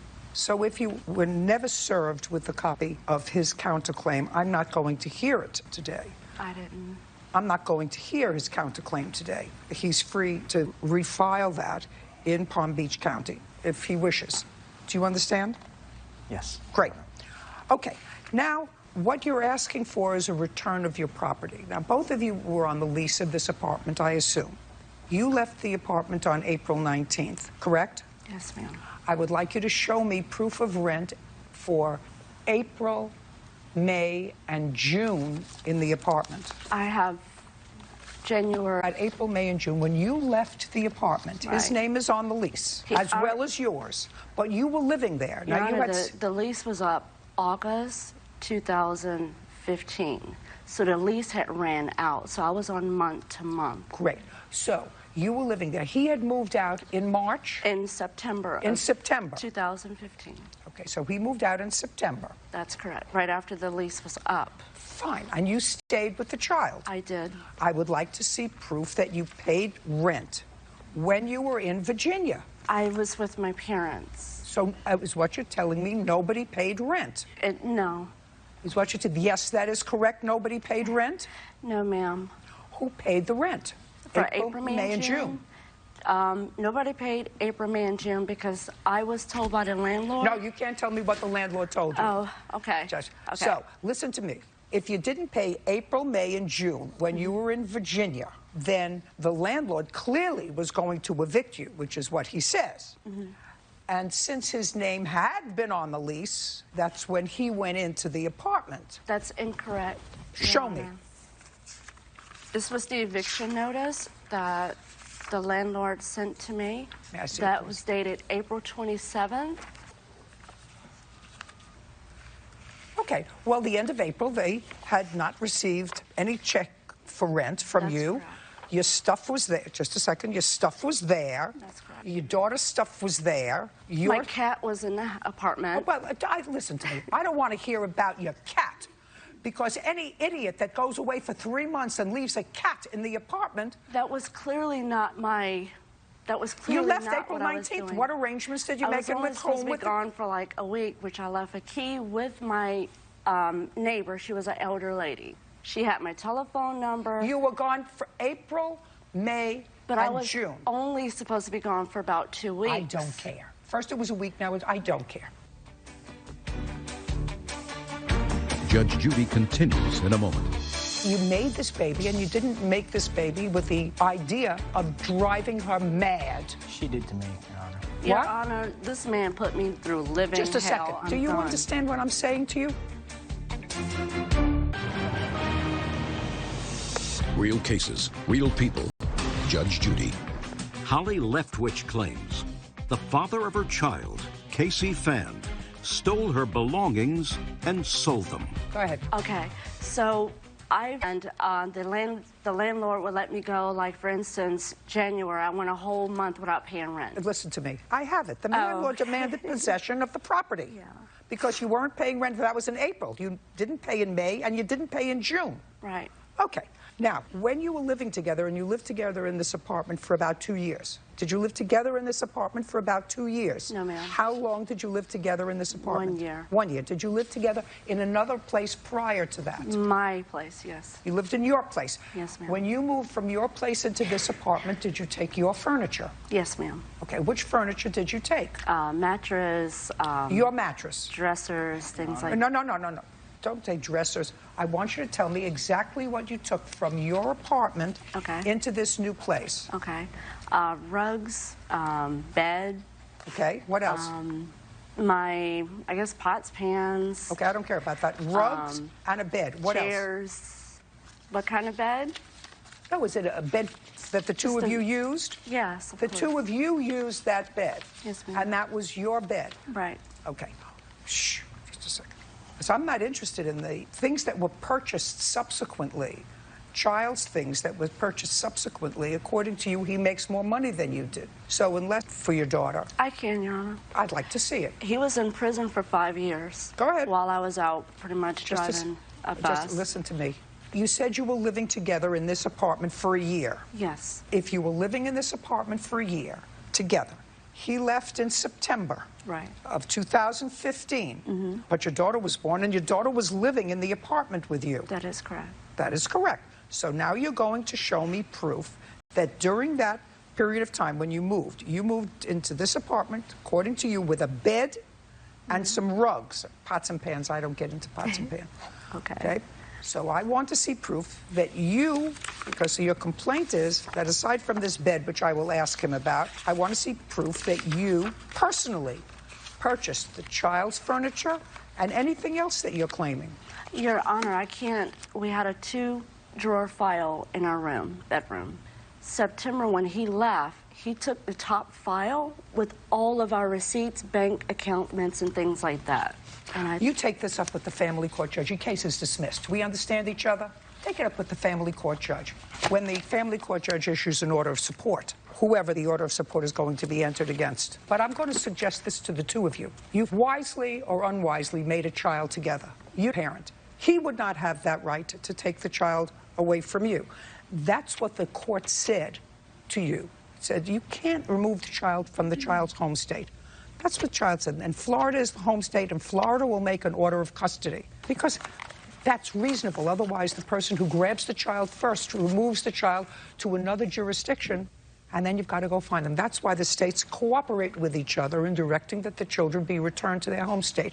I assume that the lawyer explained that to you. And if the lawyer didn't explain that to you, I'm explaining it to you. Judge Judy continues in a moment. Closed captioning sponsored by. Want justice? Go to judgejudy.com. Like us on Facebook and follow us on Twitter. Now, the order of custody is going to be resolved. The only thing that's going to have to be addressed is who's going to pay support and in what amount and to whom. And regular, consistent timetable so this child doesn't become a pawn. Baby's only 18 months old. Right now, she doesn't go to school, but she will. And then it's going to have to be a more sensible order because unless the two of you can cooperate with each other, an order of joint custody is going to be impossible. So I'm going to suggest that you made this baby, and you didn't make this baby with the idea of... Your What? Honor, this man put me through living Just a hell. second. I am not. Don't talk to me no more. I'm done. Do you understand what I'm saying to you? I do. You have a child, Right. whether you like each other or not. That's totally irrelevant to courts, whether you like each other or not. But you're supposed to be responsible enough. Absolutely. Responsible enough to... Your Honor, he put the child on I'm done. Rick. I'm done. Like, I'm... Parties are excused. You may step out. Judge Judy continues in a moment.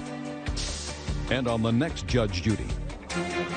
I went through a whole year of living hell with this man. I left her because of all of her lies. I only went up to visit, and he had me evicted from my apartment. She threatened me every month with leaving with the baby, which is why I hired an attorney in the first place. I want this man to leave me alone. I am done.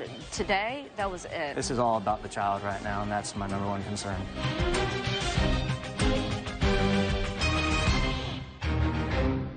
I've always worked with cars. I'm more of a tomboy. A stay-at-home mom's side business. She was supposed to fix the car, and you promised to pay her for parts and labor. But she didn't give you any money. You moved it to the street, and the city took it away. is their situation beyond repair? Did you move the car to the street? Yes, when I was done fixing it. It was not operable. I have pictures right here where you took every...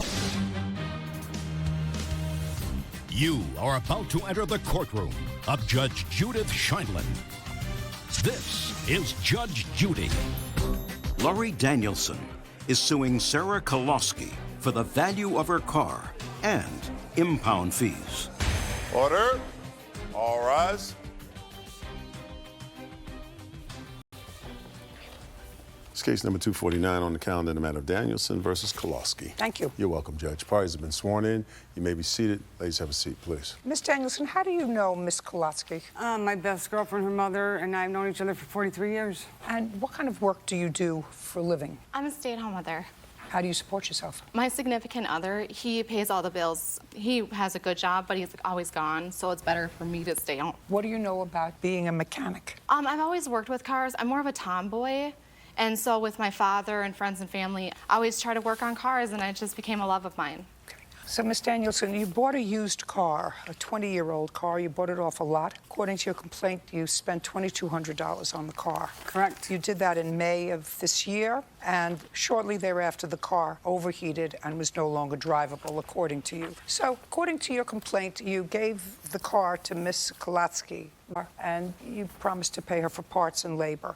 On what date did you have the car towed to her house? I believe it was June 28th when she picked me up from my house, went out to the dealership, and towed it from there. Now, did Miss Kolosky tow the car back to her house, or did you have a towing company do it? Nope. She said that somebody owed her a good deed, so they got the flatbed and they towed it for nothing from my house to the dealership and back to her house. Okay. Now, what your complaint is as follows. At some point, your car was towed because it was deemed abandoned. It was on the street. Correct. And you believe that that's Miss Kolosky's fault, and you weren't able to get the car out of... Actually, Your Honor, I have it from the city that I had until August 4th to collect the car. I was there on August 1st, letting her know I would be on or... Just a second. I don't care. Okay.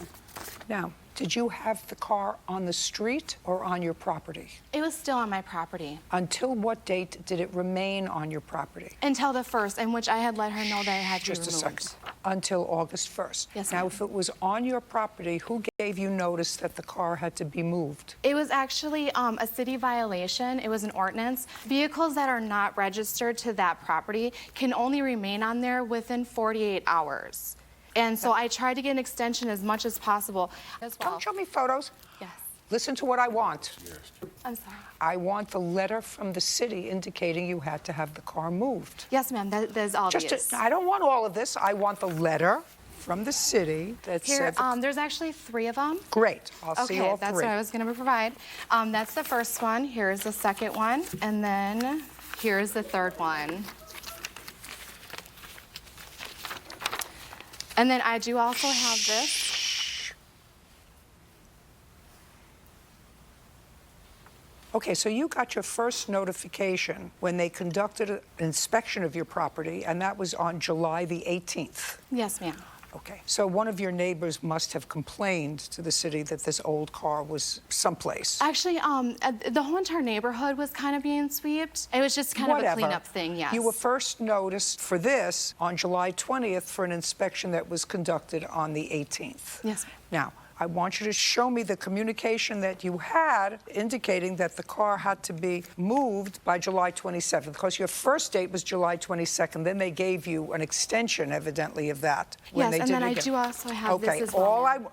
Listen to what I want. Yes. Put the paper down. Okay. What I want is the communication between you and moved, based on the first one. Yes, ma'am. Unfortunately, I do not have any text messages. My phone, my cell phone, actually the hard drive crashed, and I just purchased one 2 days ago. Okay, everybody always has that problem. That's definitely understandable. Now, when was the first time that you were advised that the car had to be moved? August 1st. Was the first communication you had? First communication that I had to get it out of there, $700, otherwise she would tow my car within 2 hours, and I have it on a text message. I'd like to. Ma'am, may I add something? No. I have 70 on here, so I gotta find the right one. She has the paperwork prior to that date saying... No, I do not. It's on the very top. She had said that she had the same exact paperwork. I'd like to see it. That's what she I got. has it right there. Oh, and no. that's one I personally gave to her, ma'am, which is prior to that Miss date. Danielson, listen to me very carefully. Yes. Are you listening? Yes.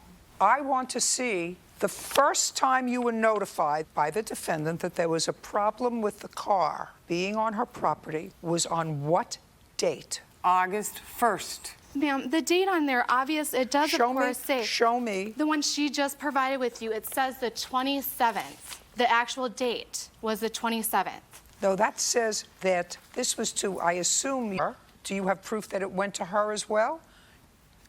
Had you registered the car? Did the car have plates? Did the car have some mechanism of identification so that you could be sent a notice that the car had to be moved? Yeah, I got the title. It was in my name, everything. Well, are you telling me that you didn't get a notification from Brooklyn Park? No, I did not. I got that copy from Sarah stating I had till the 4th to get it off of her property. Ma'am. And that was the first time I heard it. Okay, now. Yes. Now I want you to show me what proof you have that she was notified before August 1st. All I have as far as that is the fact that I provided her with one of my papers that said that the vehicle had to be removed by the 1st. And she had even came over to my house on the 28th promising to pay me some of the money for the work that I have done so I can ensure the vehicle was off my property by the 1st. By the 4th. Oh, just a second. So what you're telling me is that the car was on your property, you tried to get some payment, she didn't give you any money. No. And then you moved the car to the street? No, ma'am. Well, did you move the car to the street? Yes, when I was done fixing it. You moved it to the street? Yes, ma'am. On what date? The 1st. And on the 1st, they came and put... I have pictures. Just a second. Okay. They came and took the car. I actually had attempted to contact her. The city of Brooklyn Park actually removed it. I would like to see it. From your property or from the street? No, from the street. Okay, so you moved it to the street. Well, that's what I said. Yes, ma'am. You moved it to the street, and the city took it away. On the 4th, yes, ma'am. On the 1st, I put it to the street.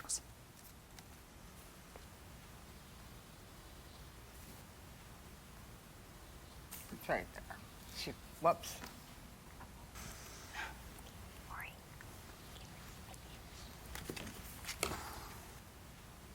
It was impounded on the 3rd. Yes. Okay, and it was on the street. Did you tow the car to the street or move it to the street? I drove it once it was operable. It was not operable. I have it. Pictures right here where you took every part out of my car. Yes, those pictures were actually taken, I believe, on the 28th when she had came to my residence. There's no such word. I'm They sorry. were taken. Pictures Sorry. were taken. Yes, ma'am. Sorry. Okay. Now, you moved the car to the street. Yes. On the 1st of August. When you moved the car to the street, did you take out any parts that you had put in which had not been paid for by the plaintiff? No, ma'am. So the car was capable of being started and moved? Yes, ma'am. I don't believe you.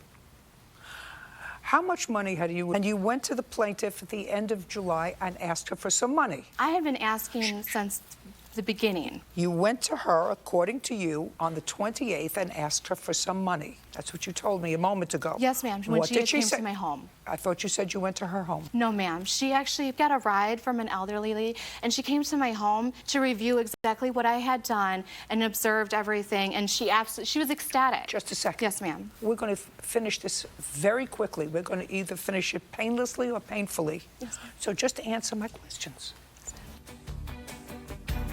Judge Judy continues in a moment. They told her not to drive the vehicle unless the coolant was full. She did not do that. That was the reason why her engine seized up, was because of her negligence. Is that true? That's true. That you didn't put coolant in the car? No. And later today, You let your dog go over to sniff her dog. I let the dog approach her dogs. And one of her dogs lunged at your dog and bit your dog on the neck. That's correct. And that's the story. Correct. Good. Just a second. real cases, real people. Judge Judy. Lori Danielson says Sarah Kolaski caused her car to be impounded and destroyed. Sarah is countersuing. Now, she came to your house. Did she bring any money with her? She was supposed to bring $300. Did she ma'am. bring any No. money with her? The No, ma'am. answer is no.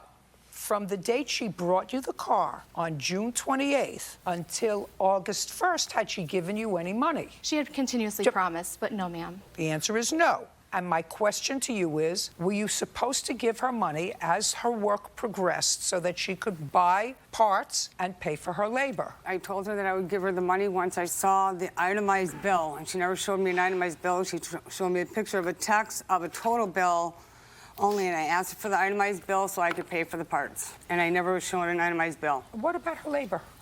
We hadn't come up to a conclusion yet of how much. All I did was get a text message on August 1st saying I owe $700. Otherwise, within 2 hours, the car would be towed. Ma'am, if you were able to scroll through that, you would see that she came to my home prior to that. I'm not listening to and you. that she was supposed to give I'm us not money. listening to you. Yes, ma'am. Well, this says you pushed it in the street. No, ma'am. That's on July 31st. Hard to see, but I pushed it in the street, and then you say, laugh out loud, and then there's some curse word. Yes. That's what it says. Yes. Not drove it in the street, you pushed it in the street. Yes. Mm-hmm. But on the property, because I had a siphoning issue in my neighborhood, and they had actually gotten my vehicle 3 different times since her vehicle was on my property, and that's an additional reason why I wanted it off so bad. I understand. Because, I understand your problem. Yes, ma'am. But you have a responsibility once the car is on your property to safeguard it, because that's what you said you would do. And now you maybe were frustrated because you didn't get any money from her on the 31st, and you were going to start to be fined $200 a day for every day that the car remained on the property, because that's what it says in here. Yes, ma'am. But you're really responsible for her car getting towed. I did let her know that it was off my property. Show me. It just said on the 31st, the vehicle was not on my property. So she knew it was no longer on my property. So she would have to find a way to bring it home. Okay, great. How much did you pay for the car? I think you have it up there. It's $2,200. Ma'am, do you mind if I add something?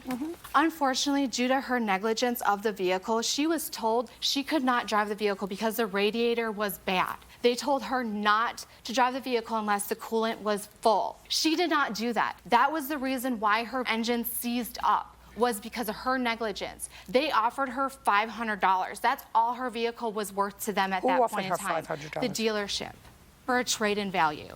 Is that true? That's true. That you didn't put coolant in my. Is it true that the dealership said that they were prepared to give you $500 trade-in for the car? Correct, if I could buy another car, but I had no money because I took a loan out on this one that I'm still paying for that I don't have car of. Okay, you could return this to her, please. Okay. Judge Judy continues in a moment. And later today, I say friendly, and people will say, oh, yes, they're very friendly. And I'm looking at the tail is down, and I can see their canines. And I say, no, not friendly enough for me, and I keep walking. But you let your dog go up to her dog. Why should she be responsible for that? real cases, real people. Judge Judy. Lori Danielson says Sarah Kolaski caused her car to be impounded and destroyed. Sarah is countersuing for parts, labor, and tow rental fees. I have to assess the value of the car. Now, she paid $2,200 for the car, but the car, when you brought it to her, was not working. So it's no longer worth $2,200. I don't know what it's worth. If the dealership offered you $500, maybe that's what it's worth. It's certainly not worth what you paid for it, because when you paid for it, you drove it off the lot, correct? Correct. And in order to get it to her house, she had to come and tow it. Also correct. So it was not drivable. So it was really worth actually nothing at that point, except the $500 that the dealership offered to give to you. Any pictures? That's fine. I don't want to see any I pictures. also have a KBB of her value of the vehicle. Which is what? Her vehicle was only worth approximately $344. Okay, well, they offered her $500 for it. That's what it's worth.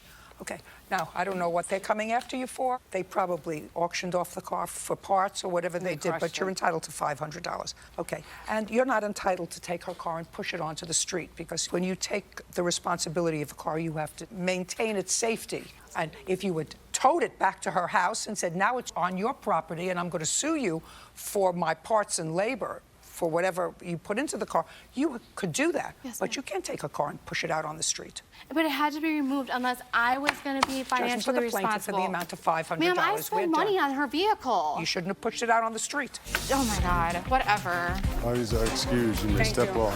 I believe that since I spent money and I spent time rebuilding this woman's engine. She was going to help me out, and she gets good deals on parts and everything. I should have been reimbursed. I spent a whole month working on her car. And I told her either way, one way or another, I make sure that she got... When I have kids to worry about, I took time out of my life for her car, and I just think it's ridiculous. Money for her labor and her time. Never give family favors. And now, the next case. All parties. Fiona Carroll is suing fellow dog owner Linda Farr for vet bills resulting from a dog attack during a hike. Mr. Carroll, were you in fact holding the leash on your dog? Yes, I was, ma'am. Then why don't you step over here? You and your wife were walking your dog on a leash. The defendant was sitting on a stoop. I was standing, and I had my two dogs, one sitting and one laying down next to me. Okay, so you were standing? I was standing. Were you in front of your house? We were on a fire road, and I have a picture of the fire road that we were standing on. I'd like to take a look at it. And your dogs were both leashed? Yes.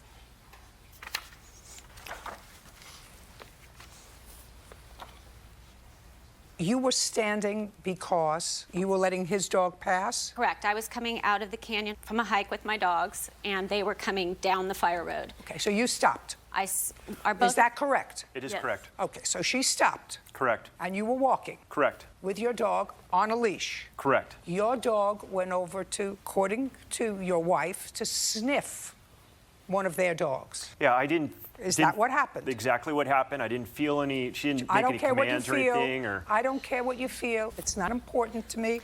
You let your dog go over to sniff her dog. Exactly. I let the dog approach her dogs. Right. And one of her dogs... That's correct. And that's the story. Correct. Good. Just a second. Judge Judy continues in a moment. Want justice? Go to judgejudy.com. Like us on Facebook and follow us on Twitter. Now, Ms. Farr is not responsible for your vet bills. Both dogs were leashed. She knew enough to stop and let you pass. For whatever reason, she held her dogs. There was no language between the two of you. No, she was having a conversation with my wife. She didn't give me any warnings or anything. She doesn't have to give you a warning. That her dogs... She doesn't have to give you a warning. Before you let your dog go up to sniff her dog, you're supposed to say, friendly? The dogs had played together just before. Just a second. So. If they played together before, then she certainly had no notice that one of her dogs was going, if they played before. But before I have a little dog, and she's very playful. And when she passes another dog, I pull her back, and I say, friendly?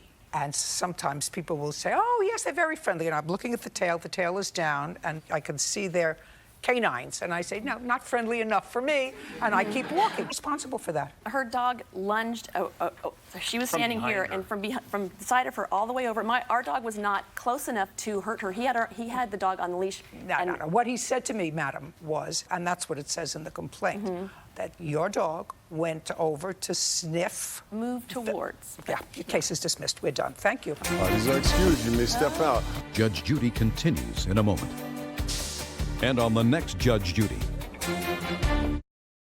The judge's patience is wearing thin. What'd you do with the car? I gave it away. Your Honor, she told me she bought. Sorry.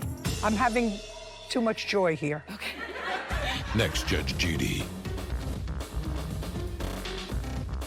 I think it was a good decision, and my dogs did nothing except what I asked them to do, which was to sit next to me and wait till they passed. Our dog moved towards her dog, and her dog lunged in front of her and ripped. And their dog did lunge at my dog towards me, and that's when my dog jumped up to protect me. Ripped a huge hole out of our dog's chest. I would feel bad if any dog gets injured, because I love all dogs, so for that reason, yes, but I wasn't responsible for that. And I was worried if it was a small child, what if that child had reached out towards her dog? It could have been a horrible situation. My dog's around children all the time, grandchildren, safe.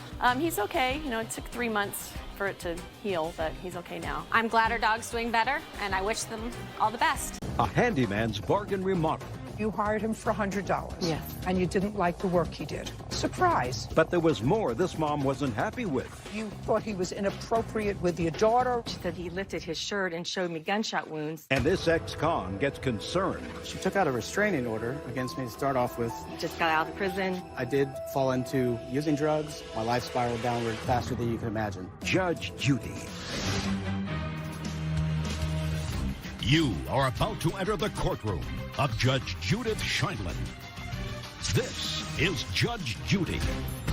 Cynthia Martinelli is suing handyman Matthew Lewis for a refund of his fee, property damage, and lock change fees. Order. All rise.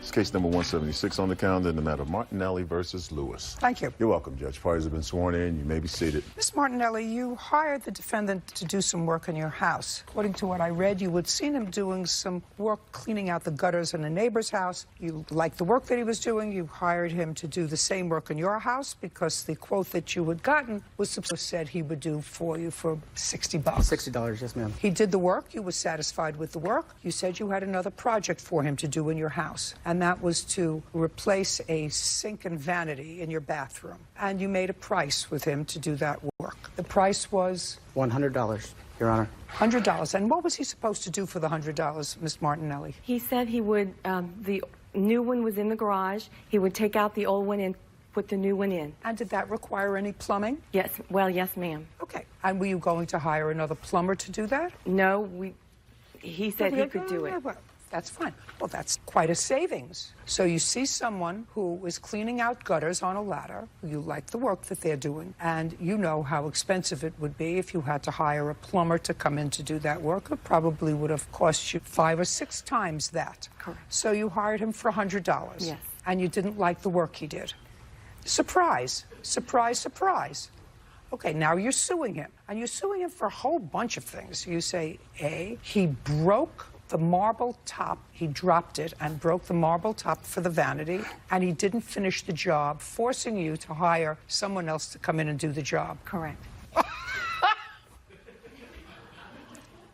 All I want to know is, tell me about one box, the vanity and the marble top, and I asked him, I have a dolly. You can use the dolly to carry it in, and he said, no, I can carry it in on my own. And he lugged it in and then dropped the box. Okay. Now, Mr. Lewis, do you see what a fair person I am? Yes, Your Honor. Fair. That is my middle name. Did you drop the box? No, ma'am, I did not. As I was carrying the box, you could hear a piece jingling on the inside, and I said, that doesn't sound good. There was a piece rattling inside the box. When we opened the box, she was with me. We opened the box. There was a foam insert on each corner. There was a piece of foam insert that was not there. When we took it out of the box, it had a chip. She said, is it on the inside corner or outside corner? She was there when you opened the box? She was right next to me. In her living room. Where had you purchased this from? Home Depot. How did you get it home? That was transported in my daughter's car. By whom? My daughter and myself. And was it in a crate? It was in a big, heavy box, yes, ma'am. Had you opened the box before Mr. Lewis arrived? No. Did you see him drop the box? Look at me. Yes. Did you see him drop the box? No, I did not see him even open the box. Did you see him drop the box? No, ma'am. So you don't know whether the marble top was cracked or not cracked before you brought it home? It wasn't jingling. There was no noise in it. I don't care. Okay. You didn't see him drop the box? No. Did he remove the old vanity? Yes. Like that. Miss Martinelli. But not. Well, now you're changing your story. So now I know that you're, as Sweet a lady as sweet a lady as you look. The first story that you gave me was not truthful. You're talking here about he dropped the box. You told him to use a dolly. He didn't use a dolly. He said, I can carry it. And then he dropped the top and it broke. Well, that's a lie. And if you lie to me, all you have to do is lie to me once. He says you were there when he opened the top. When he put the box on the floor, he dropped the box. No, he opened it up. That's not a drop.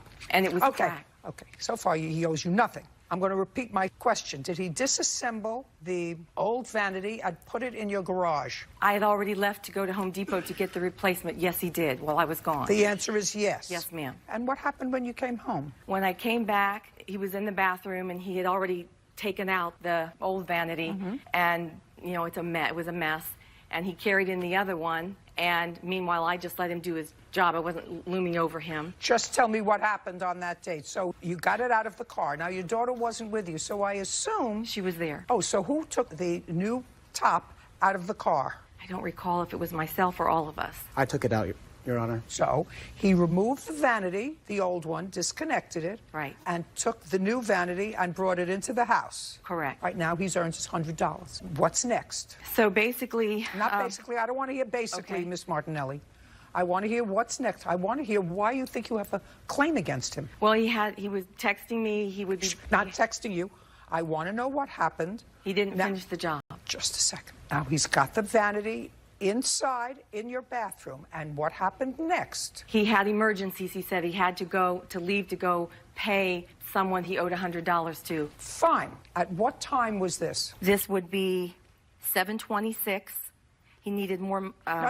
On 7:25? 7:25. It would have been in the afternoon. Well, you went back to Home Depot. That takes time. Yes, ma'am. He takes the thing out. You go to Home Depot. You come back. At what time did he say, I have to leave now? I brought it in to the bathroom. Now I have to leave. I have to go pay somebody money. I would like my $100, which you gave him. What time? If you can't remember, I'm going to ask him. It would be later in the afternoon. So later in the afternoon. Give me a time later. 4:30, 5 o'clock? I'm not sure, ma'am. What time? She actually gave me the money. It was on the Sunday. The job was started on a Monday. The reason the job did not get complete, she told me that she was donating the old one, so don't break it. I took it out on a dolly, the bottom, put it in her garage, very neat, on a box off to the side. The reason the job didn't get complete, all that was left to be done was to... Did you leave and say, I have to go? Well, I didn't leave because of an emergency. She didn't have the plumbing fixtures to finish the job. She said she was going to pick those up either that night or tomorrow. Okay, so you left because she didn't have the plumbing fixtures. Exactly what plumbing fixtures did she need, Mr. When you Lewis? put the faucet in, the old one was one piece. It was soldered. They connect to the hot water underneath the sink and to the cold water. That's the only plumbing that you needed to do on this job. The new one had the top, but there were no connectors. The connectors that would run from the sink to the outlet in the wall. You're shaking your head as if that is correct.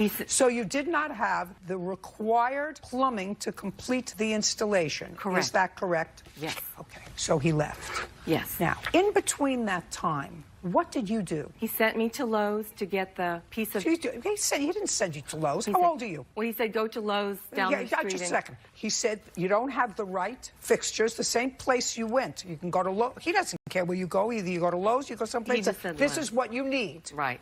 And what happened next? He told me what to get. He explained what the piece of the pipe was. All right, so keep going. So I went back to the house, and I had the piece of the pipe, and then he called... So you had the piece of the pipe. Right. So now he's waiting, according to you, he's waiting for you now twice because you didn't have things. You went back once to Home Depot and once to Lowe's to get the pipes. Yes. Okay, now, let me hear you. I mean, it would be it's another fine. day. So he wasn't planning to work at night. Right. For the $100 that you were paying him. So he left. Yes. In the interim, what happened, Miss Martinelli? Now you have the pipe, and he's coming back. There's no question he was coming back, because even you don't deny he was coming back. In the interim, something happened. You want to tell me what it was, or you want me to surmise what it was? I suggest that you be truthful with me. Absolutely. Great. So far, you haven't been 100% truthful with me. I want you to tell me what happened between the time he left because you didn't have the right plumbing fixtures and the next couple of days. Well, let's have it. The walls were all damaged and all the baseboards and everything was ripped out. And I got so many texts that he had all these multiple emergencies and couldn't come back to finish the job. Just a second. I would like to see the days that he had multiple emergencies, that he couldn't come back and fix the job. 55 texts, 12 calls, and there's the Verizon letter stating I have a basic phone that I'm not interested in this. I want to see exactly what it says. I have a basic phone, so it doesn't allow me to do that on my phone. He just kept calling with one excuse after the other. You want to tell me what this is all about? Because I'm not getting it from her. I'm not getting it from her at all. The only thing that I have come up with, I was shocked that... When were you scheduled to go back to finish the job? That was what was odd. I responded to her 3 times. We responded through text because she didn't answer the landline. Sometimes she'd be outside. She said texting is the best way to get in touch with me. I texted her 3 times saying I can be there tomorrow between 11 o'clock and 1 o'clock. Do you have that on your text? I have Boost Mobile. They would not allow me to print it out. I don't save my texts. I do not have them. I had basically sent her 3 texts. I said, I'm getting ready to walk my dogs. If I don't answer or respond, I'll call you when I get back. I sent another text. I haven't heard from you. Nothing. She had paid you the $100. I had been paid. Just a second. You had been paid? Yes, ma'am. And you don't have any texts? I have a basic phone. That's just the list of all the texts. This doesn't help. Inundated with texts. Okay.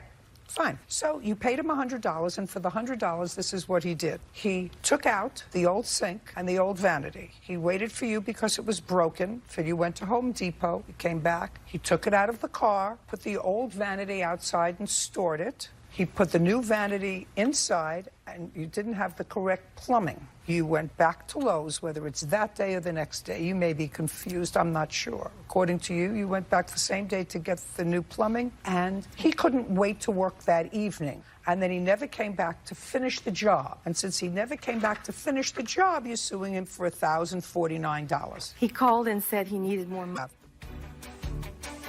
Judge Judy continues in a moment. When you thought he was inappropriate, because you haven't mentioned that so far. Well, he lifted his shirt to show her his gunshot wounds, and made her feel very uncomfortable. Good. From So she's uncomfortable. And when did she tell you about that? Real cases, real people. Judge Judy. Cynthia Martinelli says handyman Matthew Lewis owes for a refund of his fee, property damage, and locks. Matthew is countersuing for a false restraining order, lost wages, and harassment. Oh, this is a new memory. So now he said, I want more money to come and finish the job. Yes, ma'am. And you said no. Yes. So? I never heard back. He was good. Then you hired somebody else. He said, I want more money. One thing is to take out a thing and put it in, and I could do that 1, 2, 3 if all the plumbing things are right, but it wasn't 1, 2, 3. You had a broken unit that he had to wait for until you went and got a new one. I assume they gave you a new one, correct? Yes, ma'am. I assume they gave you a new one. You didn't tell them that your handyman dropped it. You said it was broken in the package. I assume that that's what you said to Home Depot, because if you didn't say that to Home Depot, they would not have replaced it for free. Right. So when you told me he dropped it and broke it, you told the big eyes, the same look, right? Then he waited for you. You came back with it, and you put it in, and I said, where are the rest of the plumbing pieces? All this is for $100. Taking it in the car, taking it out of the car, storing it in the other garage.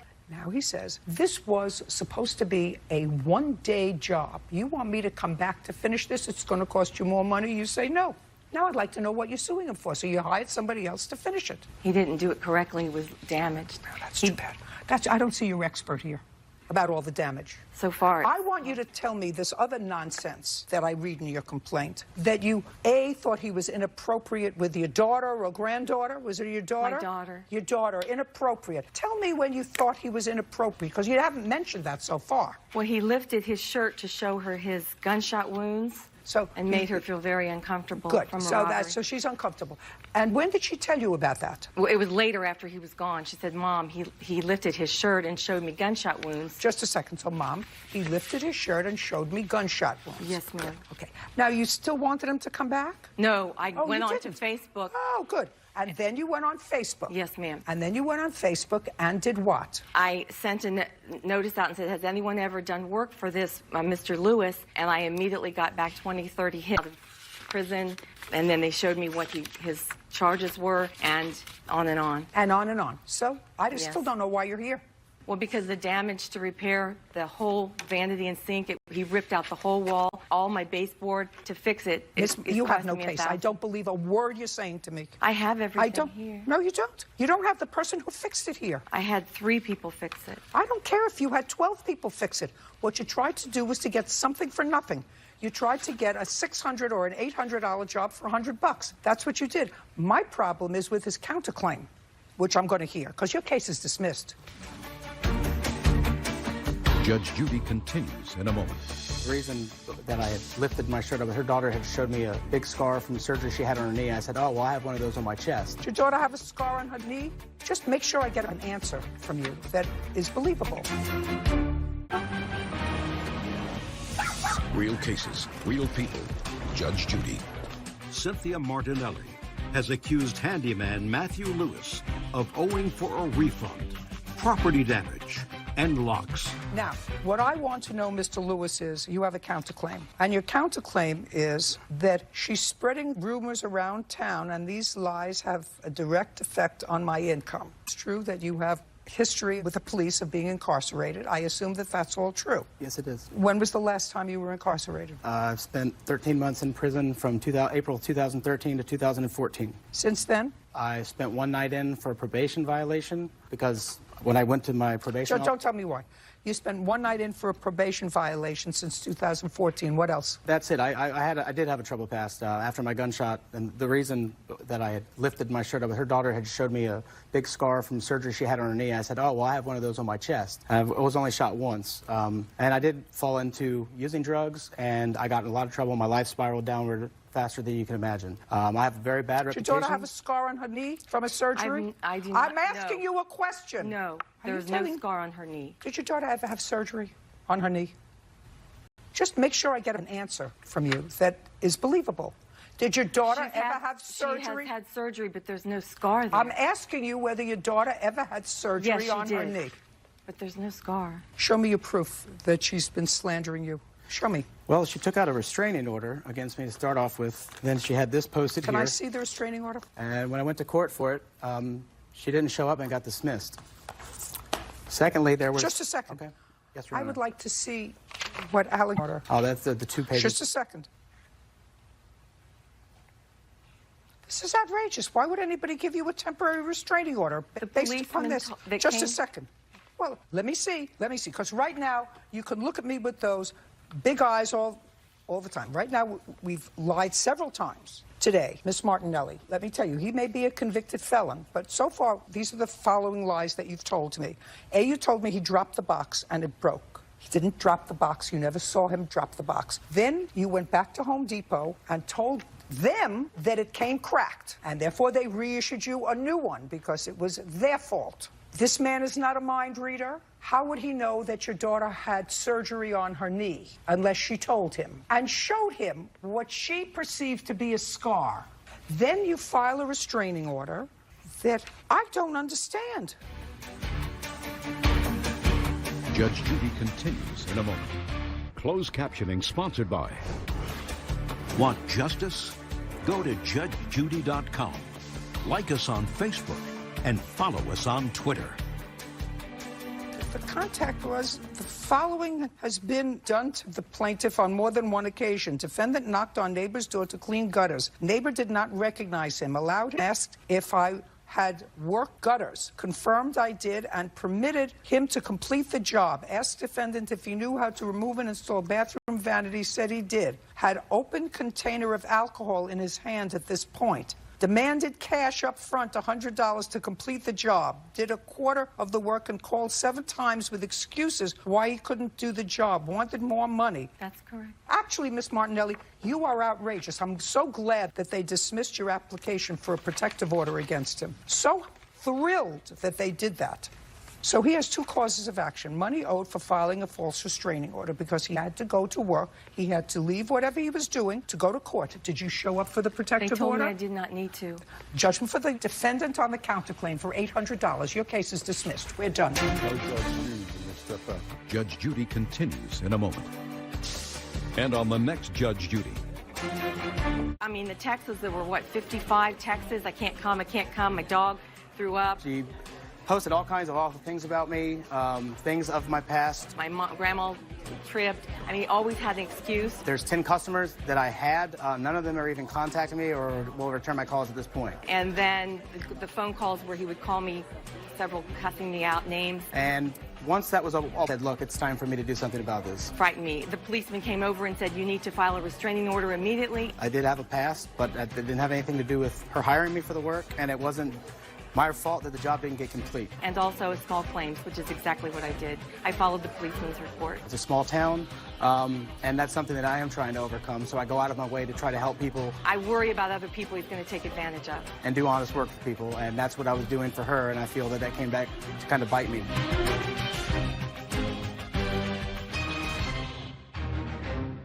How much did you pay her in total? $1,540. This car seller couldn't wait anymore. I gave her all day Saturday to come over to pay the last $60. And then she repossessed the car? Yes, ma'am. The final $60. Literally. Now, the judge's patience is wearing thin. What'd you do with the car? I gave it away. Your Honor, she told me she bought... Sorry. I'm having too much joy here. Okay. Judge Judy. You are about to enter the courtroom of Judge Judith Scheindlin. This is Judge Judy. Lexus Scales is suing Charlotte Hammerschmidt for the return of money she paid for a car and punitive damages for repossessing.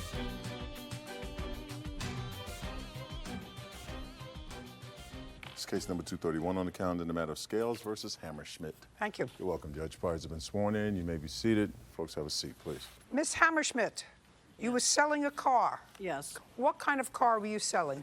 2004 Saturn Iron. When had you purchased it? July 3rd, year 2015. And who did you purchase it from? 5 Stars Auto Sale in Mount Zion, Illinois. Whose car was it? Mine. Do you have proof of that in the title?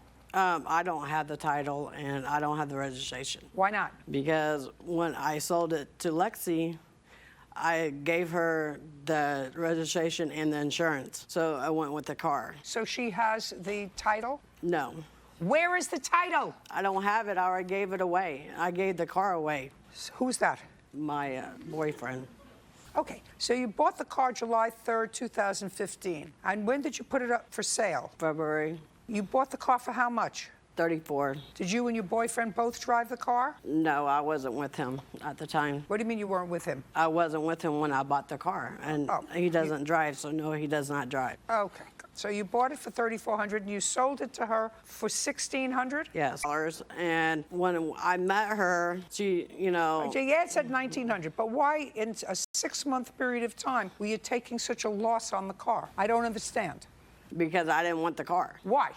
I just didn't want it. It was bad memories. I wanted to get rid of it. Well, explain to me, what is a car bad memories? Explain that to me. I thought it was somebody that I thought I was to be with for the rest of my life, and it didn't work out, so I just wanted to get rid of all my memories. You wanted to get rid of all your memories of him in the car? Everything. In my house, my car, everything. Your Honor, she told me she bought... Sorry. I'm sorry. I'm having too much joy here. Okay. Sorry. What do you do for a living? I'm disabled. I stay at home. What's the nature of your disability? Learning. How long have you been on disability? Since year 2012. What did you do before 2012? I worked at fast foods for a little bit. And how much do you get from disability? $734. Where'd you get $3,400 to buy a car? Pay here, buy here. What does that mean? You pay your payments at their car dealer. Well, you didn't pay the car off in 6 months. No. That's for sure, that you didn't pay the car off for 6 months. So when you were selling Miss Scales the car, you hadn't paid it off. So I assume, based upon what you just said to me, you told her that you had not paid off the car. Right. Is that right? Yes, ma'am. And how much did she tell you was due on the car? She told me that the down payment that I was paying her of $1,000, she was going to pay the car off. And then after my final $600, she would then turn the title over. So you gave her $1,000 down? Yes, ma'am. And she said with that $1,000, she was going to pay the car off? Yes, ma'am. What do you do? What do you mean? What do you do for a living? Oh, right now, I don't work currently. Who do you live with? What do you do? My mom. You live with your mother? Yes, ma'am, and I'm studying for my CNA. And I also have a 2-year-old daughter that I take care of every day. You sound like an intelligent young woman. Thank you. You met this woman. You know, I wouldn't buy a bridge from her. Right. So why didn't you say, with my $1,000 deposit, let me take the $1,000 and I'll go in and pay pay off the car? We actually went up there with her. You did? She was planning on buying another car, and she showed us the car that she was planning on looking at and planning on purchasing, and she said that unless she had our final $1,000, that she couldn't purchase that car. Did you speak to anybody else other than her? A man came out from the car dealership, and he was telling us about the car that we had purchased, and then more about the car that she was looking at purchasing. So now you spoke with him. So why didn't you say, I'm going to give her $1,000? Does that pay off my car? I do not know. You don't know? Okay, now you gave her $1,000. $1,540. And then she repossessed the car? Yes, ma'am. The final $60, literally. You have proof of all the Yes, payments? ma'am. I'd like to take a look at it. Do you want the screenshots as well as the timeline? I have messages screenshotted from her. Sure. Confirming the payments.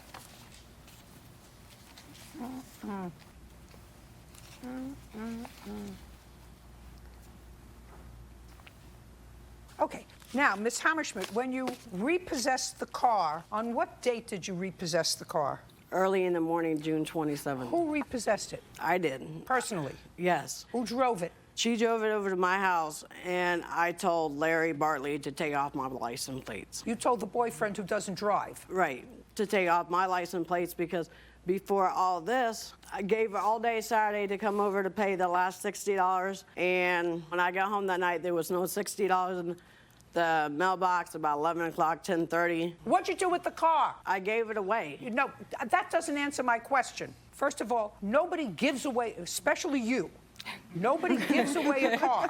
So I would like you to tell me exactly what happened to the car and with whom does the car now reside? Mooney got it. I gave it to him. Mooney. I gave him the car. What's your last name? Bartley. Move over. Who's Mooney? As my roommate. Is your roommate? Yeah. And you're her boyfriend? Yeah. Where do you live? Do you all live together? Yeah. Okay. So one time we did. I didn't ask you a question. So you live with Mr. Mooney and Miss Hammerschmidt. Yeah. Yeah. What do you do for a living? Industrial construction worker. Do you get paid in check or cash? Check. How long have you been working for the company whose name you'll give me? About 2.5 months now. Great. What's the name of the company? High Tech. Where are they located? Decatur. Decatur what, George? Illinois. Decatur, Illinois. Now, how long have you known Mr. Mooney? About 20 years. How long has Miss Hammerschmidt known Mr. Mooney? I believe the same amount of time. Well, how long have you been her boyfriend? A year. So you all knew each other before? Yeah, from high school. What does Mooney do? He's a construction worker. Now, she gets $700 a month to live on. He's a construction worker. Yeah. I want you to convince me that she gave him the car. Yeah. Convince me. Convince me. Now, Mooney, you've known him 20 years, correct? Yeah. Correct? Give me his phone number. Cell phone. You get it? Yeah. Oh, get it. Get it and just put the phone down. And Bert, while they're doing this extensive investigation, would you please look up this 2004 Saturn? Give me the number. 21793. Put the phone down. Put the phone down, I said. Turn it off. Now, if I call Mr. Mooney, is he going to tell me you gave him the car or sold him the car? I gave him the car. For how much? For $0. Is the title now in his name? Yes. And when did you do that? In what month? July. I kept it for 15 days after I took it back. Okay. Close the phone.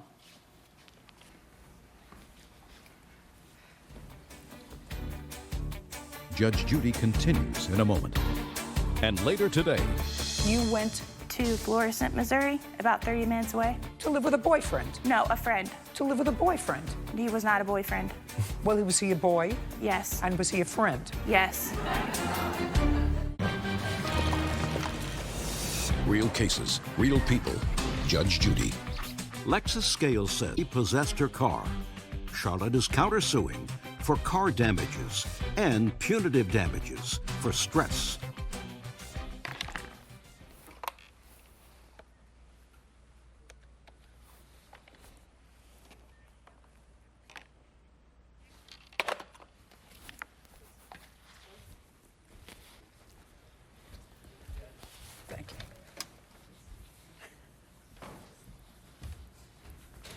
Well, the very lucky Mr. Mooney has his answering machine on. He must be a very busy guy. Can you tell me what the blue book is on that car?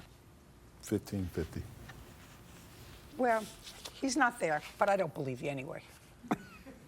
Because if the value of the car is $1,550, you didn't give it to him. No way. Now, you put in $1,540 in this car? Any other money? No. How long did you have the car? I had the car for 5 months. What? When she bought the car, it was $1,600 originally, and she put $1,000 down, and the other $600 she was supposed to be paid off in May. 3 months, $200 a month. But I have a That's text. okay, just a second. All that was owing on the car was $60, which clearly, based upon these things, she was Mr. Mooney. That's ridiculous. However, she drove the car for 5 months. And if I didn't think that you were a scam artist, I would actually take a lot more off. But I do think that you scammed her out of this money. Now, you drove the car for 5 months. Yes, ma'am. So there's some value to you in that. So I'm taking off $100 a month, which is really more than fair. Okay. Judgment for the plaintiff in the amount of $1,000. You have some sort of ridiculous counterclaim. And since you get on with other people's money, I'm not even entertaining it. If the car was dirty, Mr. Mooney got himself a present of a dirty car. We're done. Your counterclaim's dismissed. Parties are excused. You may step out.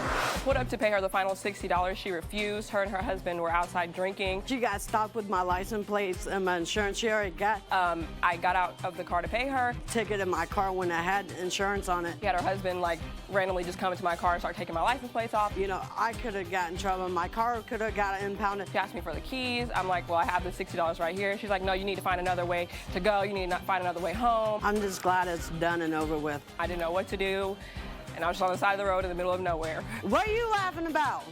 Very glad, and glad I get my money. And now, the next case. All parties in the matter of Green versus Love. Step forward. 21-year-old Mariah Green is suing her former grooming equipment and lost wages. Miss Green, you rented a room or part of a house from the defendant, and you claim that he kept some of your equipment when you left this rental room that was in his house. Yes. You're suing him for almost $5,000, which includes the lost wages that you suffered as a result of him keeping your equipment. When did you move into his house? I moved in April 22nd, 2016. When did you move out? I moved out July 6th, 2016. So you lived there for less than a year? Yes. Did you have a rental agreement? No, we did not. He insisted it wasn't necessary. Just a second. Well, didn't you pay rent? Yes, I paid $90 a week. Just a second. Well, that's a rental agreement. Your rental agreement was, according to you, $90 a week. That's your rental agreement. Right. Okay. Did you pay your $90 a week in April? Yes, when I moved in. What about May? Yes. Every week in May? So Every single week. And in June? Yes. So you were totally caught up with your rent? Yes. Why did you leave on July 6th? I left because business was not panning out in the little rural town of Illinois, and also I felt very uncomfortable. Just a second. So you left because business wasn't panning out? Yeah. So where did you go? I went to Florissant, Missouri. Where do you live? I live right on the other side of St. Louis. You live in St. Louis, is that? About 20 miles out, yes, ma'am. 30 minutes away. To live with whom? To live with a former law enforcement, Jeff. To live with a boyfriend? No, a friend. To live with a boyfriend? He was not a boyfriend. Well, was he a boy? Yes. And was he a friend? Yes. Judge Judy continues in a moment. You left this equipment in shed where you were supposed to do dog grooming. Yes, he had the key, Your Honor. The shed was the only thing that was locked up. The house was not, so she had no access to the shed. Well, then how did Miss Green conduct her business? Real cases, real people. Judge Judy. Mariah Green says former roommate Mark Love owes for dog grooming equipment and lost wages. Now, were you living in his house? Yes. Who else lived in the house? Nobody, just me and him. Just the two of you. And how big a house was it? It's a one-story with a basement. And did you get there by car? Yes. Your car? Yes, or I his own my car? car. When you left, was Mr. Love at home? No, but the majority of my... Just a second. Mr. Love was not at home. No. And you left this equipment in shed where you were supposed to do dog grooming. Is that right? Yes, he had the key, Your Honor. Okay. The shed was the only thing that was locked up. The house What? The shed was the only thing that was locked up. The house was not, because I was at work and she had the key. This money? Absolutely not, Your Honor. She's not losing any work. Now, just a second. Just a second. I'm not talking about her losing any work. She had no lost wages because she said she moved out of your house because business wasn't going the way she wanted it to go. She had a job. I'm just curious as to why you volunteered the fact that the shed was locked. I keep my shed locked because all my tools for work in there, my lawnmower's in there, everything else is in there. It's basically just a storage shed. Well, then how did Miss Green conduct her business? She did not. She never used it. The day that she moved in, I helped her move her stuff into the shed, and that stuff never moved the entire time she lived there, nor did she ever use it at all. She didn't need it for work whatsoever. Well, I was under the impression when I moved there, I don't care what your impression was. You lived there for 3 months. Did you ever use the equipment? He didn't set up the shed for me. Oh, okay. He said he would. Great. You know what I think, actually? I think that you have to take this back to Missouri. I don't think so. I can show you. Just a second. Yes. I'm not buying the story. I can prove to you that I have lost wages. I'm not buying the story. Do you understand? Yes. All I want to do is for you to produce bills for any equipment that was in the storage shed, because Mr. Love says that he disposed of the equipment. Yes. That's correct. Just a second. All I want to do is see paid bills for the equipment.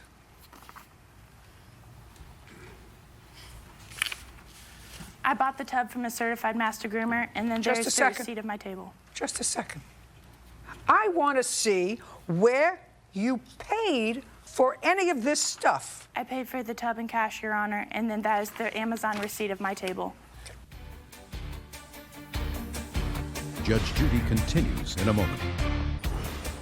Have you been cheated? Go to judgejudy.com. Like us on Facebook and follow us on Twitter. What stuff did you get rid of? A table? A table, a dog bath, just big equipment that was taking up too much stuff and too much space in my shed. A shed that I have to get into every weekend. The reason I kept her stuff is because she moved out without my knowledge. Just a second. Yep. She said she bought it for $100. That's what she said she got it for. She got it for $100. Okay. You had no right to dispose of her stuff. Next. Did she pay her rent? No, the last week she did not. Which week did she not pay rent? July 8th, I believe it was. She said she moved out on the 6th or the 7th. Right. She stayed that whole week that she stayed. She moved out on the 6th of July. She moved out on the 8th of July. Well, she moved out on the 6th. The 8th is when she owed me her rent, her final week's rent. And when she didn't pay it, that's when I didn't unlock the shed to get her stuff back. You have to pay her $100, sir, for the stuff that she says she paid $100 for, even though the new condition is $479. I don't know if I believe any of this, but $100 is nuisance value. You can't dispose of her property. You can't dispose of her property. Well, what if she owes me rent? And the table? Just a sec. $100. Sir, if she owes you rent, you sue her. If she, listen to me carefully. Yes, ma'am. You said in your papers that she didn't pay you the rent, so you wouldn't give her stuff, and you disposed of it. I asked her to come get her stuff, and all she had to do was pay me the $90. I would have happily unlocked the shed to get her That's stuff. my judgment. $100 for the plaintiff. Your counterclaim's dismissed. Wait, Your Honor, Your Honor, I We're done. can prove that he has lost wages. I lost wages. As our excuse, you may step out. Judge Judy continues in a moment. And on the next Judge Judy. How much did you owe him? He told me $20. He got upset that I wasn't giving it to him on the spot. He came out of the door with a bamboo stick, and I reached into my closet in self-defense to grab my bat. Judge Judy. She started texting other guys and He's obsessed with me. bringing them over to my house, the house that I was nice enough to lend her, a whole room to. He's obsessed with me. He was trying to get me to stay there. He locked it in there, would not release my stuff to me. And then she up and moved out, so I never even saw it coming, kind of got blindsided. Like a month in, where he started drunk texting me, he loved me and was obsessed with me. I'm about the 4th single guy that she's moved in with. She's basically a con artist. And I told him I was uncomfortable. I said, please keep it strictly platonic. Please be just a normal, landlord. She does this to guys. She moves in with them. She finds them off Craigslist. She dates them for a little while. And he didn't. And then he started sabotaging my relationships with other men on my phone. And then she up and leaves and expects to get a settlement out of it. He went on my phone, got their number, and started texting them, pretending